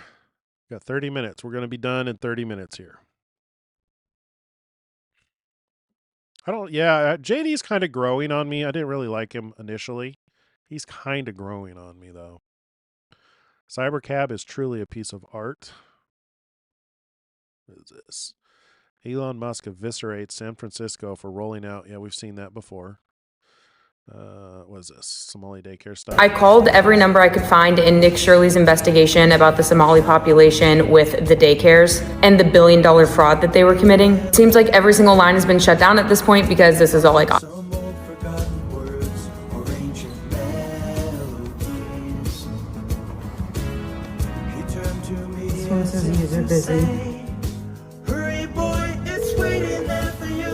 Yeah, they've come out in force. People are doing this all over the country. Not a bad idea. I might actually start doing that too, just for funsies. Say I did. I'll report back on how that goes. See if we can't call some daycare centers. See, the data is much better evidence of fraud than any single video. Somalia makes up 1.8% of Minnesota's population and 69% of childcare industry, according to this. Yeah. Wow. Let's see. Over the last week, SBA has reviewed thousands of potentially fraudulent pandemic-era PPP and EIDL loans approved in Minnesota. Today, our agency took action to suspend 6,900 Minnesota borrowers amid suspected fraudulent activity. In total, these borrowers were approved for 7,900 PPP and EIDL loans worth approximately $400 million. Yikes. These individuals were banned from all SBA loans, including disaster loans going forward. We will also refer every case. So this could also be part of the Great Tribulation too. If you got all these people who had massive amounts of money that are suddenly just completely cut off, if they've gotten rid of all that money or if they're kept from their money, that could be a pretty big deal too. Interesting. Let's see. Kamath fraud at this scale. I don't know what Kamath fraud at this scale will end the American empire if nothing is done. Yeah. It is a crucial moment for American society. All right, we're going to start skipping the Minnesota stuff because it's obvious. Clinton. Yeah. And what did Bill Clinton do after Black Hawk Down? Why? Of course, he imported hundreds of thousands of Somalians into the interior of the United States. The very people who have now been exposed for defrauding and defiling. Clinton committed a heinous crime against the American people. He did. And we impeached him. And he's still committing. Clinton, the whole Clinton enterprise. Why are none of them in jail? San Francisco mayor signs bill to give black. Yeah, okay. So we've read about that. Somalian minister. This was a good one. We'll actually read the actual post. That'll come up again here. Grok, we're going to skip Grok. Our last chance to stop the ongoing invasion. America is toast if the radical left wins. They will open the floodgates. To illegal immigration won't be America anymore. Elon Musk is reportedly going all in on. We already read this yesterday. He's basically rejoined. Him and Trump are no longer fighting. He's going all in on supporting the Republican tickets. Let's see.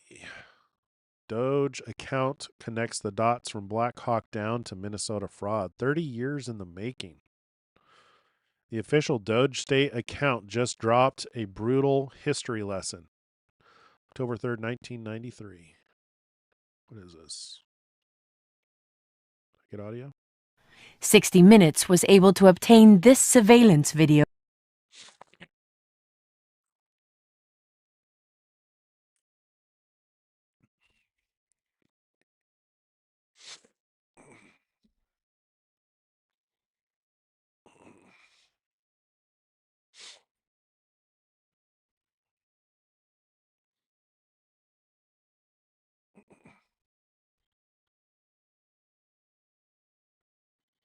After it was hit by a rocket-propelled grenade, spinning out of control before it's torn apart on impact.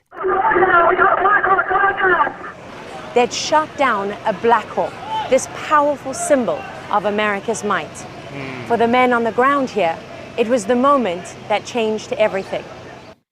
The dark figure you can just make out standing on the corner is 25-year-old Staff Sergeant Dan Bush as he defended Super 6-1 against swarming enemy fighters.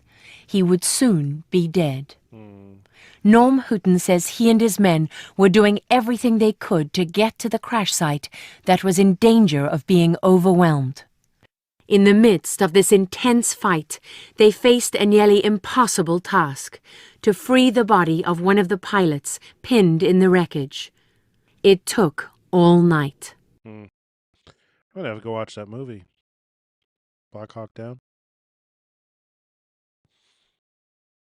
Also, they killed American soldiers in Somalia and did unspeakable things to their corpses. Black Hawk Down is a tame movie version of what happened. Yeah. All right, what is this? So this is Nick Shirley's cartel smuggling. Okay. Something new. And before, because I've also spoken.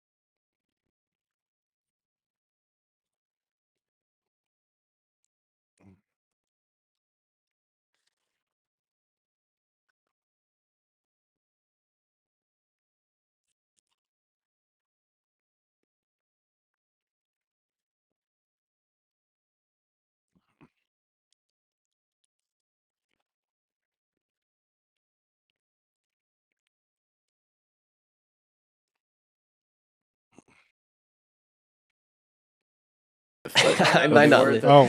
So, like, I was super shocked. Se fue, Sicario. Oh, I muted the wrong thing. I thought I was muting myself. Let me start this over again. Sorry, guys. Muted the wrong screen.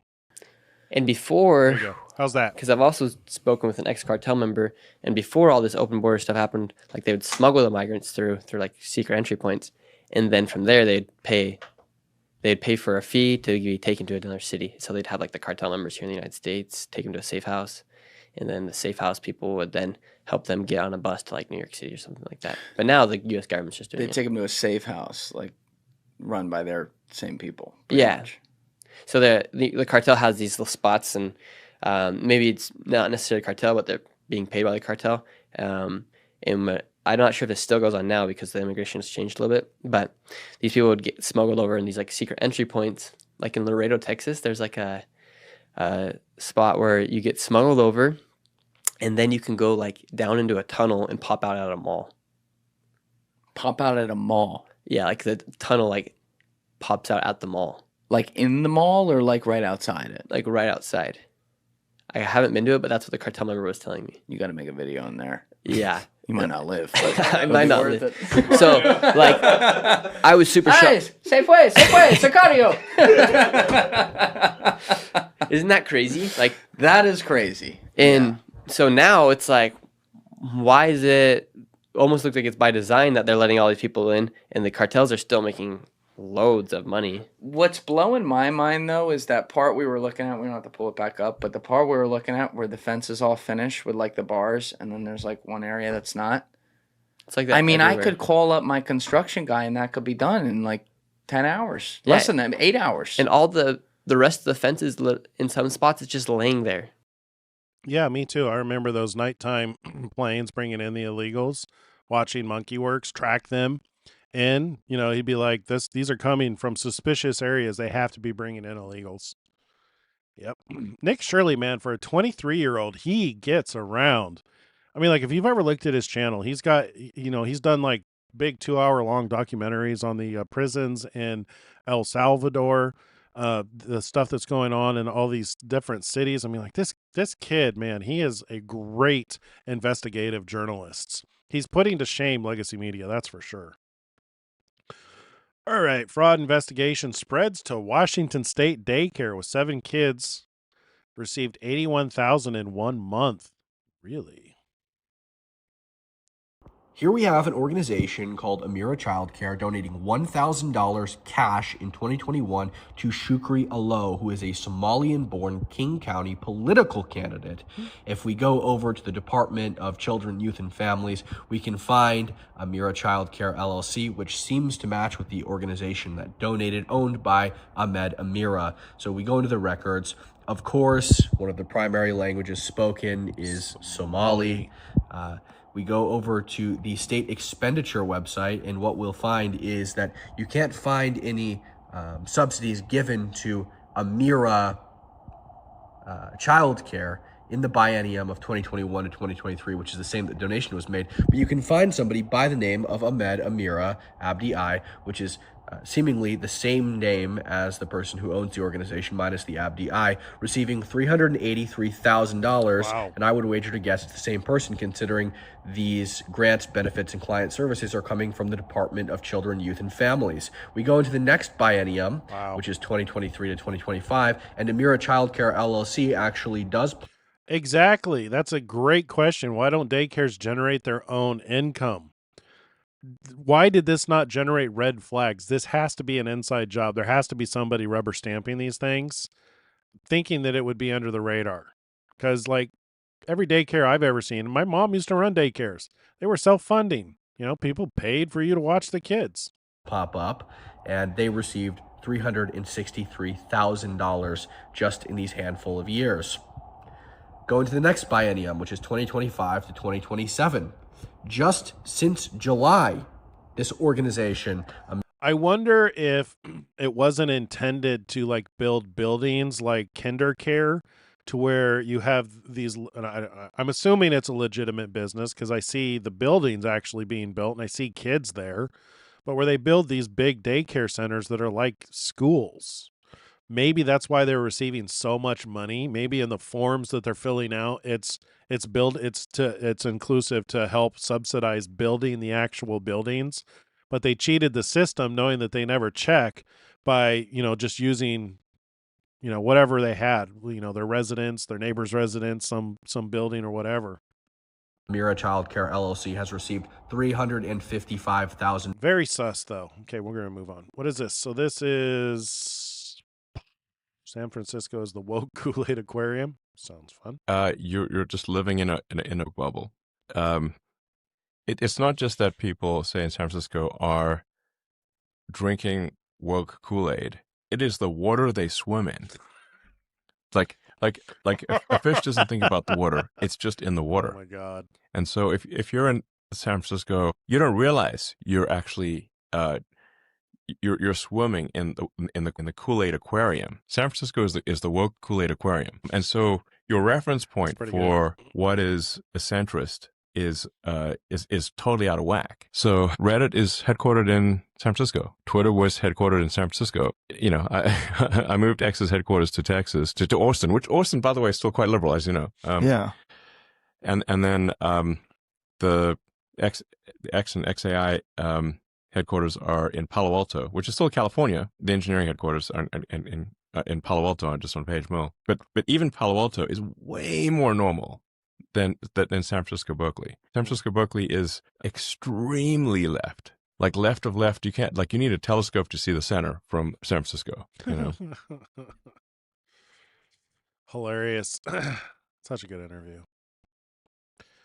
I crunched the data, I made the map. States with no effective voter ID requirement average nearly 8 times more welfare benefits to illegal immigrants compared to states requiring voter ID identification or verification. Interesting. Yeah, it's the biggest crime in American history. Yup. Wikipedia.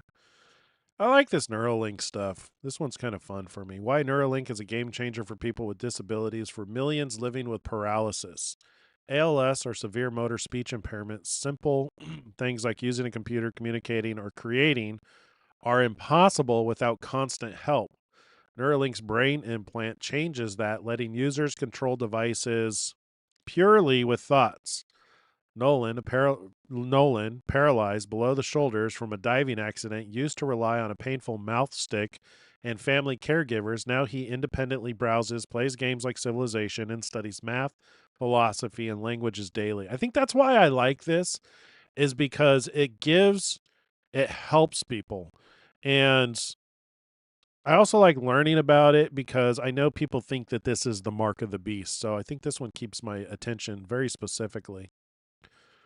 Quadriplegic after car crash, lost his passion for designing auto parts. With Neuralink, he's back to 3D CAD modeling, graphics, and even coding, pushing creative boundaries again. I bet you he's doubly happy because not only can you interact with the computer, but AI is really helpful, I imagine. So, like, I know as a programmer that AI takes a lot of the pain points out. Because when you're writing code, it's exhaustive to write code. AI takes a lot of that out. Now I'm more of a code director. Oh no, we lost it. Stupid X. All right, we're going to start at the top and move our way down. So this is the post that he pinned, his death threat. He pinned this to the top of his Twitter. He says then it's war. Love it. Dude, that's a fighter for you right there. I tell you what. Fight, fight, fight. All right. Posted 7 hours ago from Real Robert. He said, here, Soros Foundation report from 1993 showing Soros had just signed a cooperative agreement with USAID to groom puppets, topple governments, and destroy Western civilization. The Soros Foundation Management Training Program received and signed a cooperative agreement, whatever that is. In all 5 countries, advertisement and recruitment began immediately and were placed in the newspaper in Poland, Romania, and Slovakia. In all 5 countries, coordinated distributed application packets to other... Okay, what is this?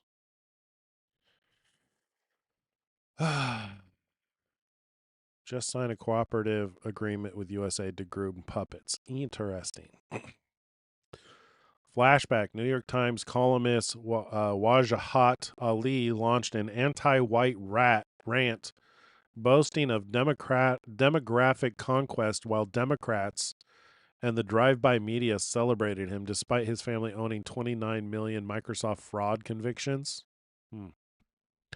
Ali told white Americans, you have lost, bragged that immigrants breed and take over, and mocked Western culture, music, and women. Even as his Pakistani parents were convicted of conspiracy, mail fraud, wire fraud, and money laundering tied to 29 million academic software scam. Oh, what's this? You have lost. You lost. The mistake that you made is you let us in the first place. See, that's the thing with brown people. I'm going to say this as a brown person. There's a lot of us. Like a lot. There's like 1.2 billion in India. There's more than 200 million in Pakistan. There's like 170 million in Bangladesh. Those are just the people there. I'm even talking about the folks who are expats or immigrants. There's a bunch of us. And we breed. We're a breeding people. And the problem is you let us in 1965. There were a few of us beforehand. But once you let one of us in, you know what happens with brown folks? Our grandmother comes, our grandfather comes, our uncle comes, our aunt comes, our cousin comes, our second cousin comes, our third cousin comes. Then we have kids, a bunch of kids. And then guess what? Some white women, the Western civilization women, the pure women, the American women, quote unquote, the Rust Belt women, the real women, they like some of us brown folks. We don't take them. They come to us. So we're embedded. We are everywhere. We are everywhere. I've traveled this country. I'm going to speak as a brown person. Brown people are everywhere. There will be a Patel motel or there will be a Desi restaurant everywhere. I want you to realize this. You have lost. Your story is a shitty story filled with misery. It's filled with bland chicken. It's filled with terrible, terrible, dry ass. Oops. Terrible dude. Everywhere. There will be a Patel motel or there will be a Desi restaurant everywhere. Motel. I want you to realize this. You have lost. Your story is a shitty story filled with misery. It's filled with bland chicken. It's filled with terrible, terrible, dry ass meat. Your music sucks. All your culture sucks. Nobody. That's why the kids like listen to black people and their music. That's why the kids love Latinos. Your parties suck because they're monochromatic. Our parties have better food, better music, better looking women. I don't know about that. It seems a little biased on my. I don't think all brown people are bad. I mean, this guy's just racist.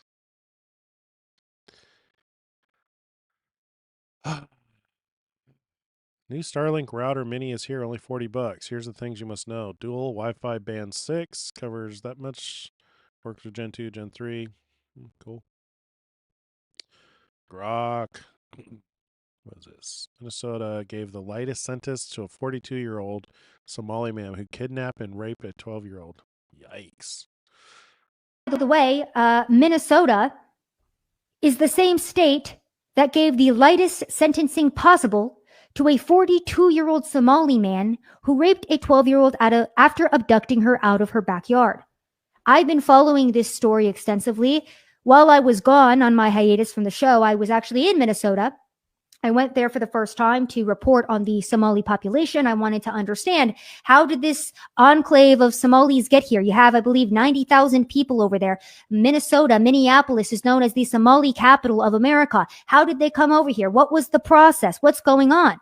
One of the stories that was happening was this man right here raping a 12-year-old.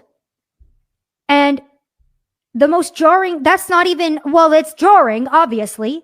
You don't abduct 12-year-olds out of their backyards and then rape them. Well, this man's local mosque doubled down and wrote a letter of support for him. So I went in front of the mosque and I did a report about this because they stated that it's because of cultural differences that he did this. If in your culture, sexually assaulting a 12-year-old after kidnapping her is the norm, you should not be in the United States. Agreed. Well, welcome to our culture. Your ass is in jail or worse. Which should be our response. All right. Academic alarm. Alumnus back professor who quit Harvard after 40 years over the university's embrace of DEI policy, which he argues sidelines merit in favor of ideology. Yeah, there's a lot of that. See what I mean by like the mark of the beast is standing up to be, it's really starting to look like doctrinal. It's starting to look like ideology, to where if you don't embrace the ideology, that's the mark in the forehead. If you don't believe the ideology and you don't show the behavior with your right hand, don't bless the behavior, you're not going to be a part of this governmental system. Yeah. Anti-white discrimination, the anti-Asian discrimination, and the anti-American narrative being taught in institutions of higher learning is something that's been an open secret for decades. Kathy Wood on Tesla and SpaceX. This will be considered the year of the robo-taxi. Okay, we'll listen to this. Been through one heck of a year for innovation. This will be considered the year of the robo-taxi. Waymo had been proceeding slowly, but Tesla started in Austin in June, and both Waymo and Tesla are proliferating pretty quickly now. We also had a great year in terms of space exploration. SpaceX made all kinds of announcements and is delivering service, Starlink, throughout the world. But we're also learning more about Elon's plans for the moon, for solar-powered data centers in space, and for Mars. And you'll see a lot of what we expect for the next 20 to 25 years in our open source SpaceX model that came out around mid-year and caused quite a stir. We also had tremendous breakthroughs in AI, with the big four leapfrogging each other consistently. So OpenAI, Anthropic, xAI, and Gemini. Gemini having been the sleeper and really coming of age this year. So they are driving each other and competing to help power us into an amazing new world.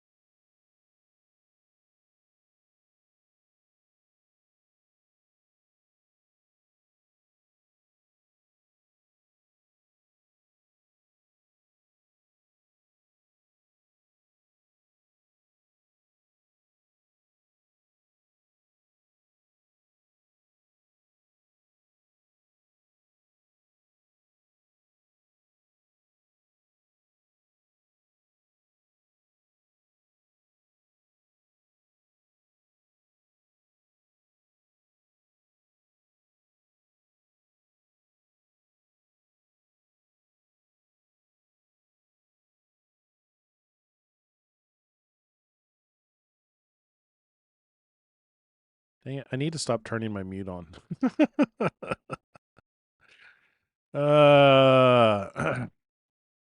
Yeah, so I was saying that unfortunately, I don't think we're going to see this future that she's talking about. This is an exciting future. I know I need like a flashing red light or a bell or something that you guys can ring. I don't think we're going to see this future that she's talking about here. It's exciting. It really is exciting. But I think the problem is this.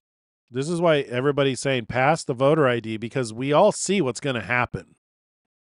Right? The states are primed to cheat. So let me get this straight. We know that Democrats are turning a blind eye to financial fraud and voter fraud. But the GOP will not pass any voter ID laws before the midterms. Can anyone explain this to me? Yeah. Because these things must come to pass. We're going into the Great Tribulation, and it's going to be bad. And these things have to come to pass. It's hard. It's really hard to struggle with that reality. I think we just need to keep heart and realize that these things must come to pass and that our redemption is near. So this too will pass. As exciting as this is, I don't think the excitement's going to be immediate. It'll probably be in a couple of years. I hope I'm wrong. I kind of hope I'm wrong, but I'm not, because I'm excited for Christ to come back. I hope I'm not wrong about that. I hope I'm right about Christ coming back soon. It's the stuff in between that I'm not excited about that he said has to take place. That's the thing that's hard to wrestle with. You should be able to hear me now. Yeah. You know, I'll see what I can do. I might actually be able to write some kind of a trigger that you guys can get my attention. I'll think about it. I'll see what I can do.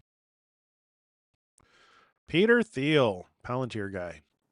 And then I think there are a lot of ways that that something like Palantir ends up being also constrained on government action, where if a lot of the abuses, a lot of the most extreme sort of overreach happened in contexts where people thought there would be no accountability ever inside the government. So, and that this was, probably like something like the Guantanamo stuff in Bush 43. Nobody knew what was going on. If nobody knows, it can go really crazy. And then, of course, at some point, people know, and the inmates take over the asylum, right? And sort of went probably too much the other way. But there probably are. So he's talking about fraud in the government and catching the fraud. And he's saying that if they were using Palantir, they would have caught it much sooner. And Elon, I think, is agreeing here with him, because Elon has, in his time at Doge, has saying that even if they had taken just the least amount of effort possible in order to identify fraud, a lot of it would have been eliminated. Just simply verifying if somebody is dead or not would have gone a long way to eliminate fraud, because that's one of the main ways that they take advantage is there's a lot of social security numbers that belong to dead people that people are using to apply for loans and grants and programs. Let's see. White guilt is the engine of demographic replacement. A people that doubts its right to exist will never resist being replaced. Survival begins where guilt ends. Good point. Elon says true. See, this is about college campuses are the flag bearers of the war on white people. Congress has passed 8 separate anti-Semitism resolutions since 2020, but they refuse to acknowledge any of this, which this is just a bunch of, this is 5 minutes of letters of colleges calling whiteness terrorism and such. Elon says this is insane, which this is literally insane. Let's see, what do you got, land worker here? Looking to the prophecy of the 10 kings in relation to the Gaza Board of Peace presently being put together with 10 nations. Okay. AI is the root of the image that speaks. It's starting to seem that way, isn't it?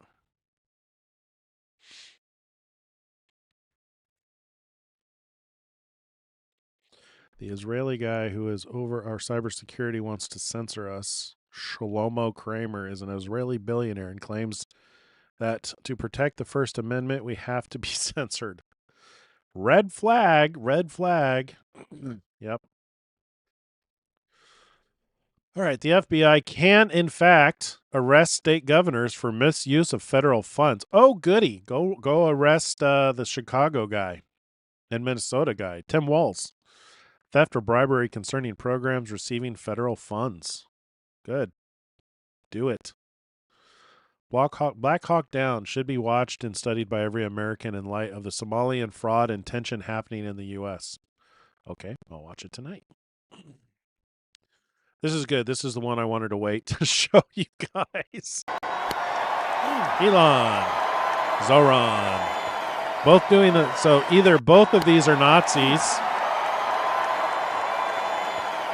Either both of these are Nazi salutes or neither of them are. Standards should be consistent. Exactly. Election fraud, election funding via fraud. We saw that one already. What is this? I think we're almost getting to what we've seen. Why are they engaged in all this? What is their objective here? It's the Somalification of America. In other words, when you see the state of Somalia, that's what they want for America at the end of the day, because it's easier to rule over an empire of ashes than it is for the Democratic Party to rule over a functioning, Western, high-trust society with a strong middle class.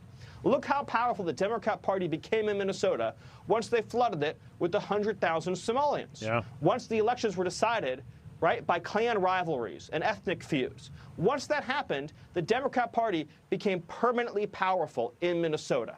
They became permanently powerful in the Twin Cities. That's their model for America, to make the whole country into a version of Somalia. And everything they do gets down to that.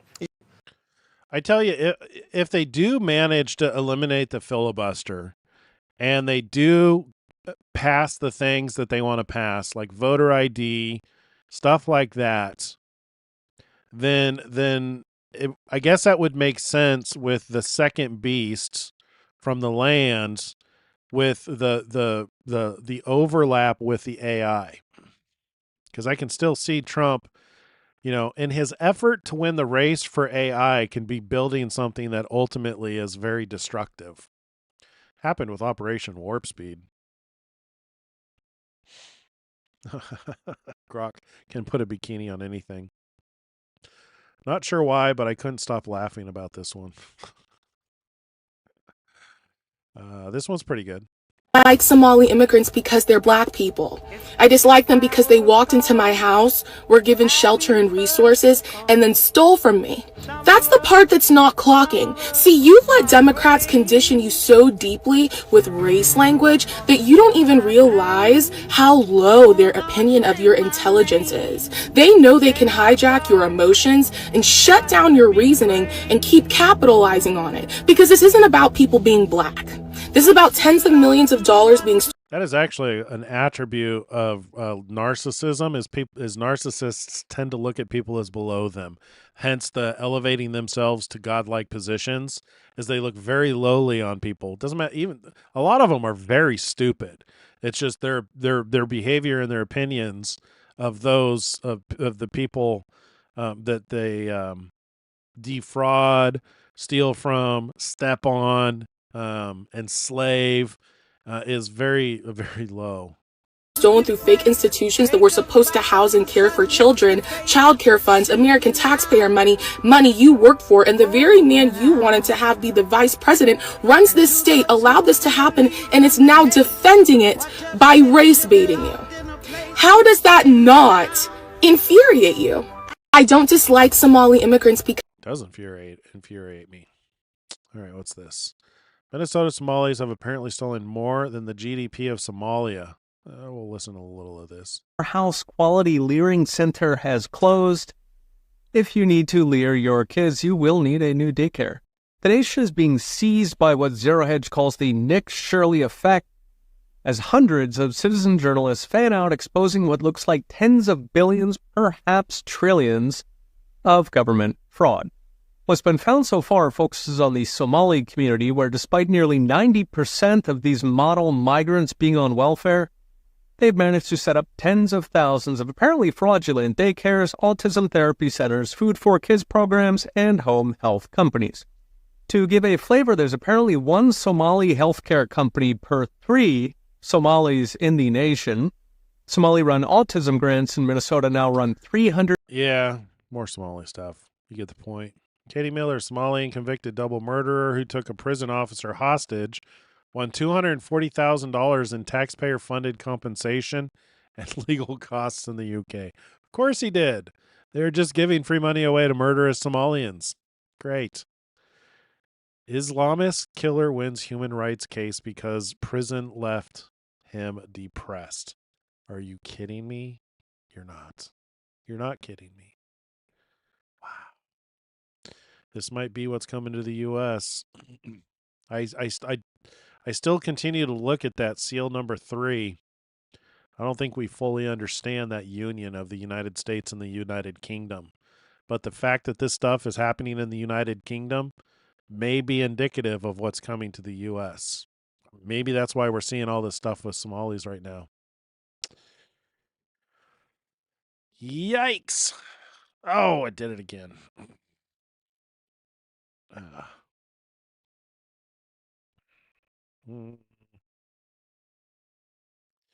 That back button. All right, what is this? Popular streamer Asmongold calls for denaturalization and deportation. Yeah. You have to make the punishment infinitely worse than the crime. And I'm talking about deporting the entire family, denaturalizing the entire family, sending the entire group of them back to Somalia. That's what needs to happen. And anybody complicit and anybody involved in this scam. And until we have a candidate and a person that's willing to do that, then I'm not really.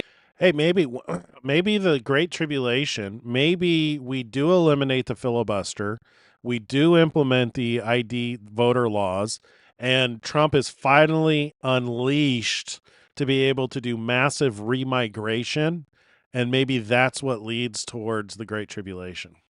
Interested in voting, if you want me to be honest. I'm really not interested in voting because it may be that we make it through the Great Tribulation. Those who, are the temple of God, or even in the courtyard of the temple of God, it may be because I keep thinking of the curse. It's the curse that goes into the house of the thieves and the perjurers and burns it to the grounds, even to the pillars. So all of these people who have been thieves and perjurers, maybe that's part of the Great Tribulation. Why is it that I'm going to vote for a slow rod of my country whenever the justice? See what I mean? It's just like we've had all of these assumptions about how the end times were going to go, and so far nobody's gotten anything right. I mean, like, I'm not even expecting to get February 17th right. I'm until a couple of days ago, I didn't even realize that it could very potentially be the Great Tribulation. I had thought we were kind of coming to the end of the Great Tribulation, and we're getting into the wrath. I don't know if you guys saw my face. I should go make a clip of my face when I was reading that and realized it was December 31st, right before the new year. We were reading Matthew 24, which I've read 1,000 times. I've even linked it. I've even mapped out Matthew 24 to the seals. So somewhere, somehow, I drew the connection, but it wasn't until December 31st, right before New Year's, that I actually had the aha moment to where, my God, that might be seal number 5. The Great Tribulation might literally be seal number 5. But it's probably not going to go down the way that we're expecting it to go down. That seems to be the pattern. So it could be that, like, all of this fraud being exposed is we finally start to see some justice, and that could be part of that Great Tribulation. The solution is so obvious. You can't flip the switch. Yeah, you can. I think the tendency is to think that when you think tribulation, you look internally like, we're going to go through that. Maybe we don't. And you can easily flip the switch. You just do it. If you're not a thief and a perjurer, maybe we don't go through that. If J.D. Vance does not push for treason with capital punishment against Tim Walz, do not vote for him. If Trump does not deliver that, do not vote for him. Unless the most extreme, dramatic, brutal, aggressive option is on the table, I'm staying home. I'm staying home, bro. You have to make the punishment. Please don't. Please don't stay home. Not a single one of these legacy media outlets reports on Mamdani's identical hand gesture, which they called Elon Musk a Nazi for. I imagine he feels some kind of way about that. They lie. Yeah, he was hurt. You could tell that Elon was hurt that they took that the way that they did, because he was saying, my heart goes out to you, which is something that even Mamdani does. Everybody does that when they're on stage. My heart goes out to you. And they used it to call him a Nazi. I imagine he got hurt by that to a degree. All right, USAID was funding both the Wuhan lab, gain-of-function research, and smartmatic election systems. Interesting. Do you think it was a coincidence that COVID came out right around the 2020 election? No, I do not. Coincidentally, the same left-wing billionaires, NGOs, and USAID also funded the No Kings protest, a.k.a. the color revolutions across America. This means that USAID was simultaneously funding both the election rigging technology that would steal the 2020 election while manufacturing and releasing a weaponized virus that would distract the world from the theft of said election while depopulating the planet at the same time. It's all connected. Everything is out in the open and face up on the table. I don't even know what to say anymore. You can't be this naive anymore. We can't live under this fraud and tyranny anymore. Americans are suffering and everyone else is robbing you blind, getting filthy rich. Yeah. Oh, what's this? Is this a video? No sound. Just somebody posting something. A video of something. Some other posts. Evidence, maybe? Yeah. Well, there you go. Seal number 1 and seal number 2 right there. Seal number 1, COVID pandemic. Seal number 2, Biden. And Operation Warp Speed. Middle East and Africa refugees resettlement programs to the U.S. What is this? Funny. Then the refugees multiply because they get free housing, food, and childcare. Cash. Hope you lose a culture. How you lose a culture. True. That is true. That's how you lose a culture. Libs of TikTok. The person in charge of the UN Security Council had a taxpayer-funded healthcare company which was convicted of Medicaid fraud and worked as a supervisor. Didn't they pass some resolution? The person in charge of the UN Security Council.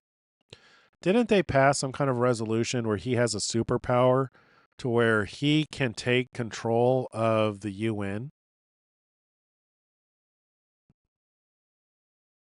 I think they did. I'll have to look into that. For some reason, I'm thinking not last year. I think it was in 2024. They passed some resolution that allowed the person in charge of the Security Council to declare a global emergency. It had to do with like COVID, so that they could preemptively respond to something like COVID again. But it basically gave the guy veto power, because right now in the UN, I believe there's 7 countries that have veto power, to where if the UN wants to do something, any one of the countries can say no and veto it. What I believe it does is it eliminates that veto power. Yep, and can take control of certain countries as well. Ooh, interesting developments. Yikes. Well, that's no good. Arrest him. Yes, please. And they can take control of certain countries as well. Yeah. To me, COVID was the mark of the devil against the whole world. Yeah. Yeah. I think a lot of I keep coming back to these things must come to pass. One thing that's definitely resulted over the last 8 years is it's really revealed who people are. Maybe kind of like the wheat and tares. I think we have a better sense of the people who are beneficial to the world and people who are gods unto themselves. And I have a feeling that the gods unto themselves are about to be cut down. Maybe that's the Great Tribulation, you know? Ooh, that's an interesting thought. I've never really thought about it like that. What if the Great Tribulation is the burning of the tares? You know? Maybe this last 8 years has been separating the wheat from the tares. Maybe that Great Tribulation, the one that's so bad that if it wasn't shortened, no flesh would survive. And I think we have to take into account with that it probably still needs to take into account the fact that there's still seal number 6 and still seal number 7 with the trumpet and the bowl judgments, because there's definitely going to be a loss of life in seal number 6 and seal number 7, like a large loss of life. 50% of the planet, I believe. So maybe the Great Tribulation is limited to like 2 billion, which out of a planet of 9 billion isn't that big. I mean, it's like what is that? It's about a quarter, little bit less than a quarter. So maybe the Great Tribulation eliminates 2 billion. Then you got seal number 6, which is going to eliminate, because the rotation of the planet, if that's what that is, that's going to cause some loss of life. But then you really start to see the loss of life with the wrath of God, which is the trumpet judgments, to where you've got like a quarter of the sea, you've got a quarter of the planet, a third of the planet, to where if the Great Tribulation allowed more than like say 2 billion loss of life, then there would be nobody left after the rest of the seals are opened. That might be how we are to understand the Great Tribulation, because that statement there where if he hadn't shortened it, then no flesh would survive. Which the understanding is that when the last judgment is complete and all the seals have run their course, there would still be people on the planet. Interesting. It's almost been 24 hours and not a single corporate media outlet has anything to say about this. Funny how that works. Because they aren't actually news organizations. They are legacy media propaganda pushers for the far left. There you go. Mamdani dethrones Gavin Newsom as U-Haul top salesman. People are leaving in droves. That's funny. Good times. But wait, there's more. The MPI for Somalia's UN ambassador healthcare company is on an exclusion list with the code 1128A1. This means that his company has been convicted of Medicare crimes. This is who's overseeing security now at the UN. He was also a supervisor at Medicaid office in Franklin County, Ohio. WTF is going on. Interesting. We have a plan for sustainable development, which is directly connected to the UN in every major city in USA. The UN is directly connected to the WHO. Yeah. Man, you can see there's just so many things in place. God obviously knew all of this was happen, and Jesus arguably is the one who's responsible for the seals, because it says the Lamb opens the seals. I don't know exactly what that means, but maybe the fact that he's like preparing to return, these things must take place. These things must happen. There's still a lot of stuff in the book of Revelation I don't really understand.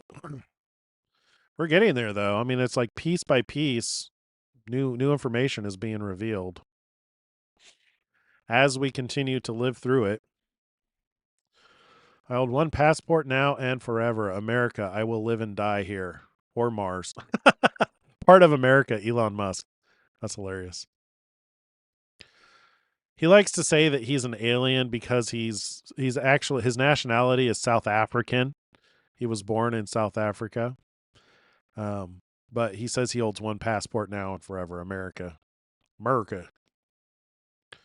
Today, so this is from AA Harmony Dillon. Today I sent Secretary Simon a letter demanding records pertaining to Minnesota vouching system for voter registration pursuant to my authority under the Civil Rights Act of 1960. This system seems facially inconsistent with the Help America Vote Act of 2002. We'll see. Stephen Miller said it perfectly. Look how powerful the Democrat Party became in Minnesota once they flooded it with 100,000 Somalians. Once the elections were decided by clan rivalries, the ethnic feuds, once that happened, the Democrat Party became permanently powerful in Minnesota. They became permanently powerful in the Twin Cities. When you see the state of Somalia, that's what they want for America, because it's easier to rule over an empire of ashes than it is for the Democratic Party to rule over a functioning. Oh, that's what this says. I think we watched this. Are we actually are we at the point of what we've seen? I think we are. I think we might be done.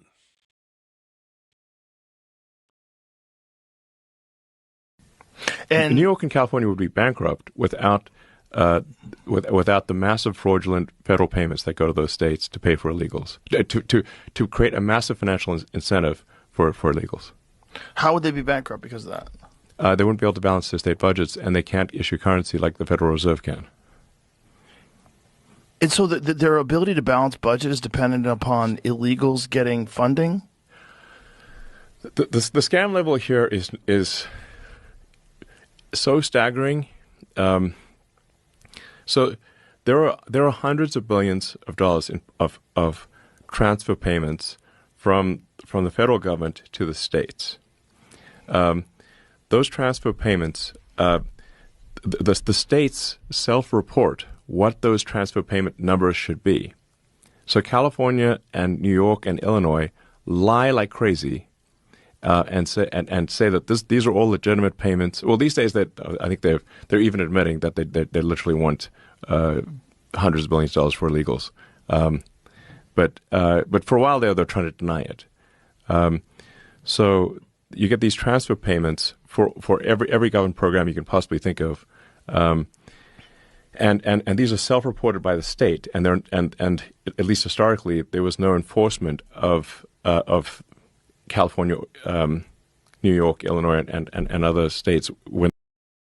Yeah, I just want to respond to Fury's comment here. So Fury's saying there's a plan connected to declare an emergency in the USA and take over the country by the UN. Your children are also considered property of the UN. The UN took control of our schools and children in the 50s. You can thank the Dems for giving that power, and in every other country as well. I thought the U.S. tried to sign it, but they signed.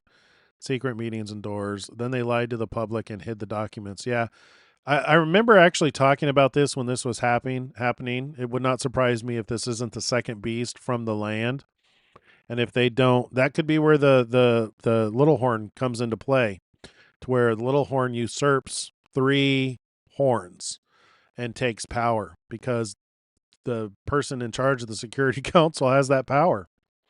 And maybe, that could definitely have something to do with the Great Tribulation. I could see Donald Trump very much fighting that. So that could be an all-out war right there. When they would lie, there was no actual enforcement to say, like, hey, you're lying. These payments are fraudulent. Now, under the Trump administration, the Trump administration does not want to send hundreds of billions of dollars of fraudulent payments to the states. But, and the reason you have the standoff is because if the hundreds of billions of dollars to create a financial incentive to have this giant magnet to attract illegals from every part of Earth to these states, if that is turned off, the illegals will leave because they're no longer being paid to come to the United States and stay here. Wow. And then they will lose a lot of voters. The Democratic Party will lose a lot of voters. And they would have a very difficult job if this is kicked out of reintroducing it into a new bill. Yes. Especially once things start normalizing.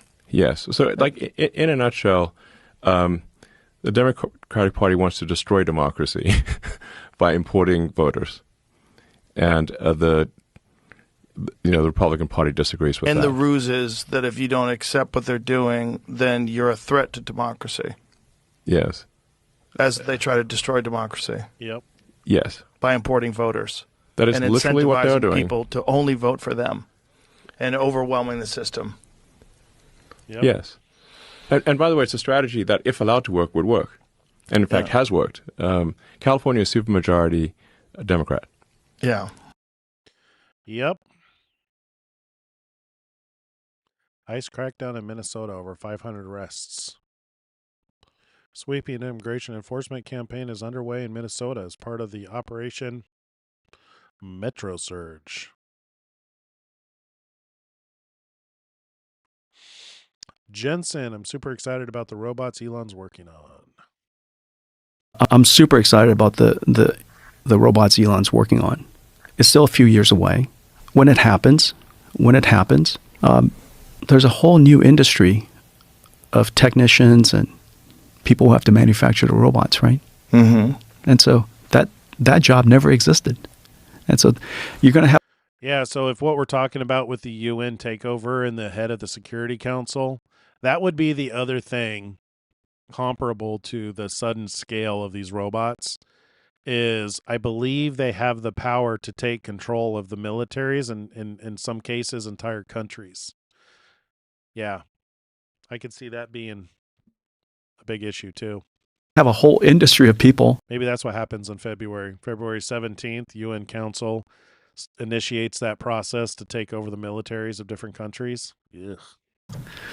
Taken care of, like, for example, all the mechanics and all the people who are building. Would that be the little horn usurping the 3 other horns? That could be.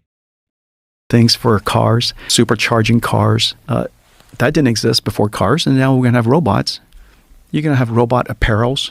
So a whole industry of, right? Isn't that right? Because I want my robot to look different than your robot. Oh, God.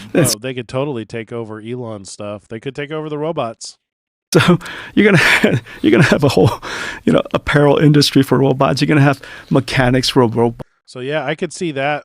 That might be why God wrote that. The way God shortens that might be with the magnetic pole shift.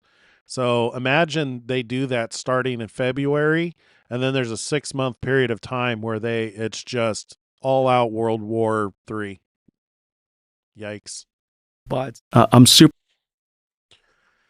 Yeah, that seems like a very likely possibility to me. Yeah. No, that's what. Yeah, I mean that could be the rise of the beasts. That could be that could be the rise of that little horn that really gives power to that second beast from the sea. No, the land. The second beast from the land. Yeah. Let's go read that.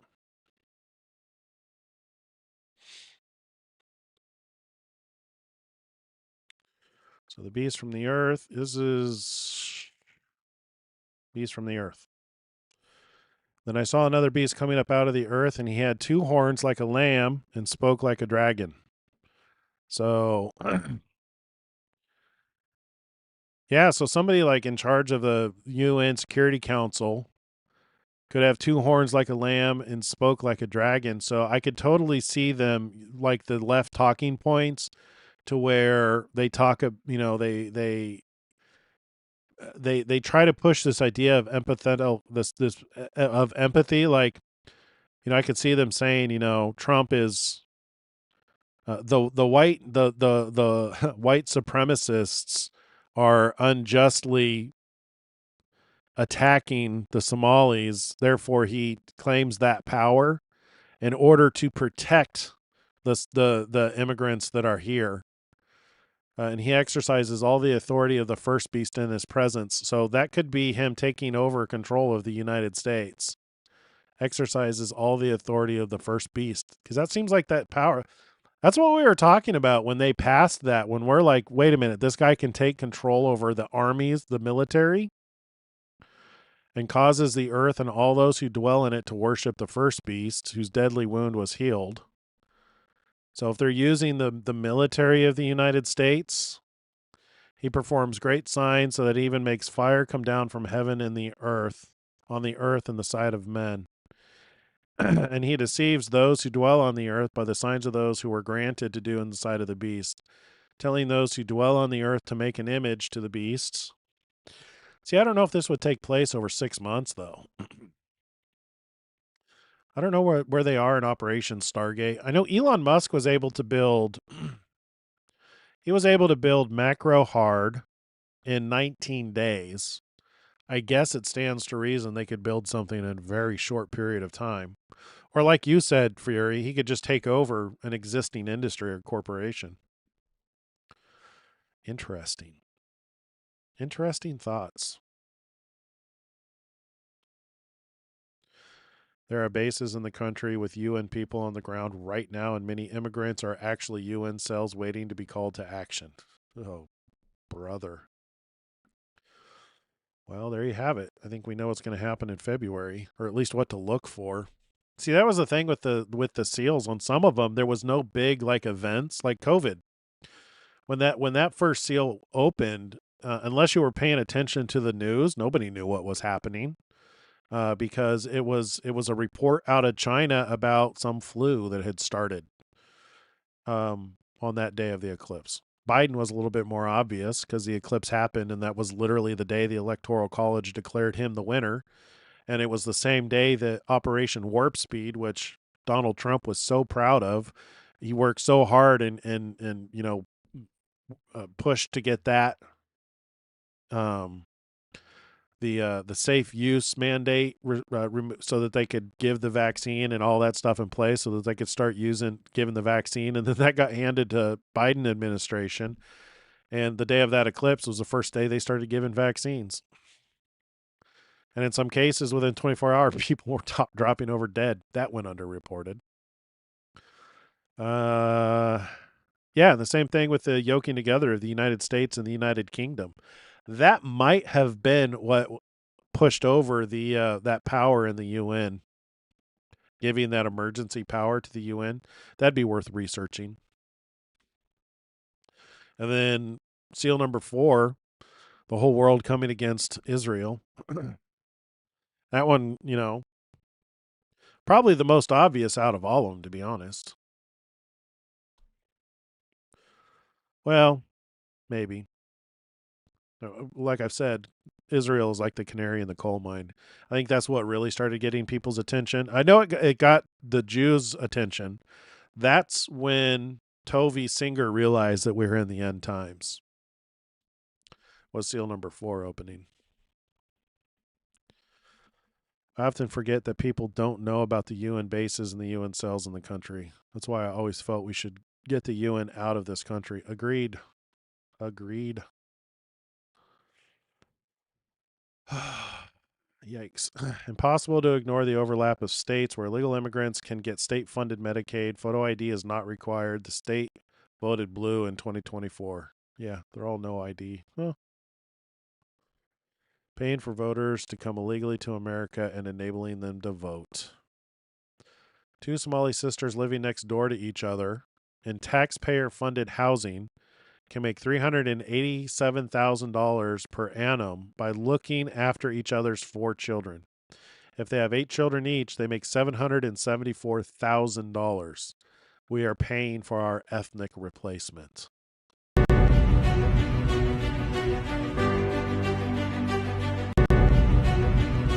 Yikes. And that's where we left off. All right, well, we're done with Elon. Well, that's a very interesting day. Boy, boy. I wonder if there's anything new with Trump. Nope. Chicago doesn't need... Yeah, he did. He actually posted another meme. No, this is 6 hours ago. The meme of everything's under control. Let's see. We watched this video. I think I had another video. Oh, yeah. We'll skip these ones. We're going long. It's the Sabbath. We've run late. Boy, what an interesting day, though. The seal number 5 seems to be shaping up. I think we have some good ideas of what to look for. I'm gonna go do some research. UN headquarters on the highest place is Switzerland by Davos, and of course CERN beneath. Well, thank you. I appreciate it. Yeah, it was a fun show. It was a fun show to do too. Very interesting to go through these things and think about this stuff. This is what we're meant to do with the scripture. You're meant to think about it. You're meant to compare and contrast, come up with good ideas and validate them, come up with some more good ideas and validate them until you find one that actually fits. This is how you study. This is how you consider things deeply. There's a word called Salah, S-E-L-A-H. It means to consider deeply. This is what it means to consider deeply. You don't assume you know everything, and in fact, you challenge your assumptions. That's how you're expected to, read and understand. You read the scripture, you think about things. This is what we're doing. So, very fun. I appreciate you guys being here. This is very exciting.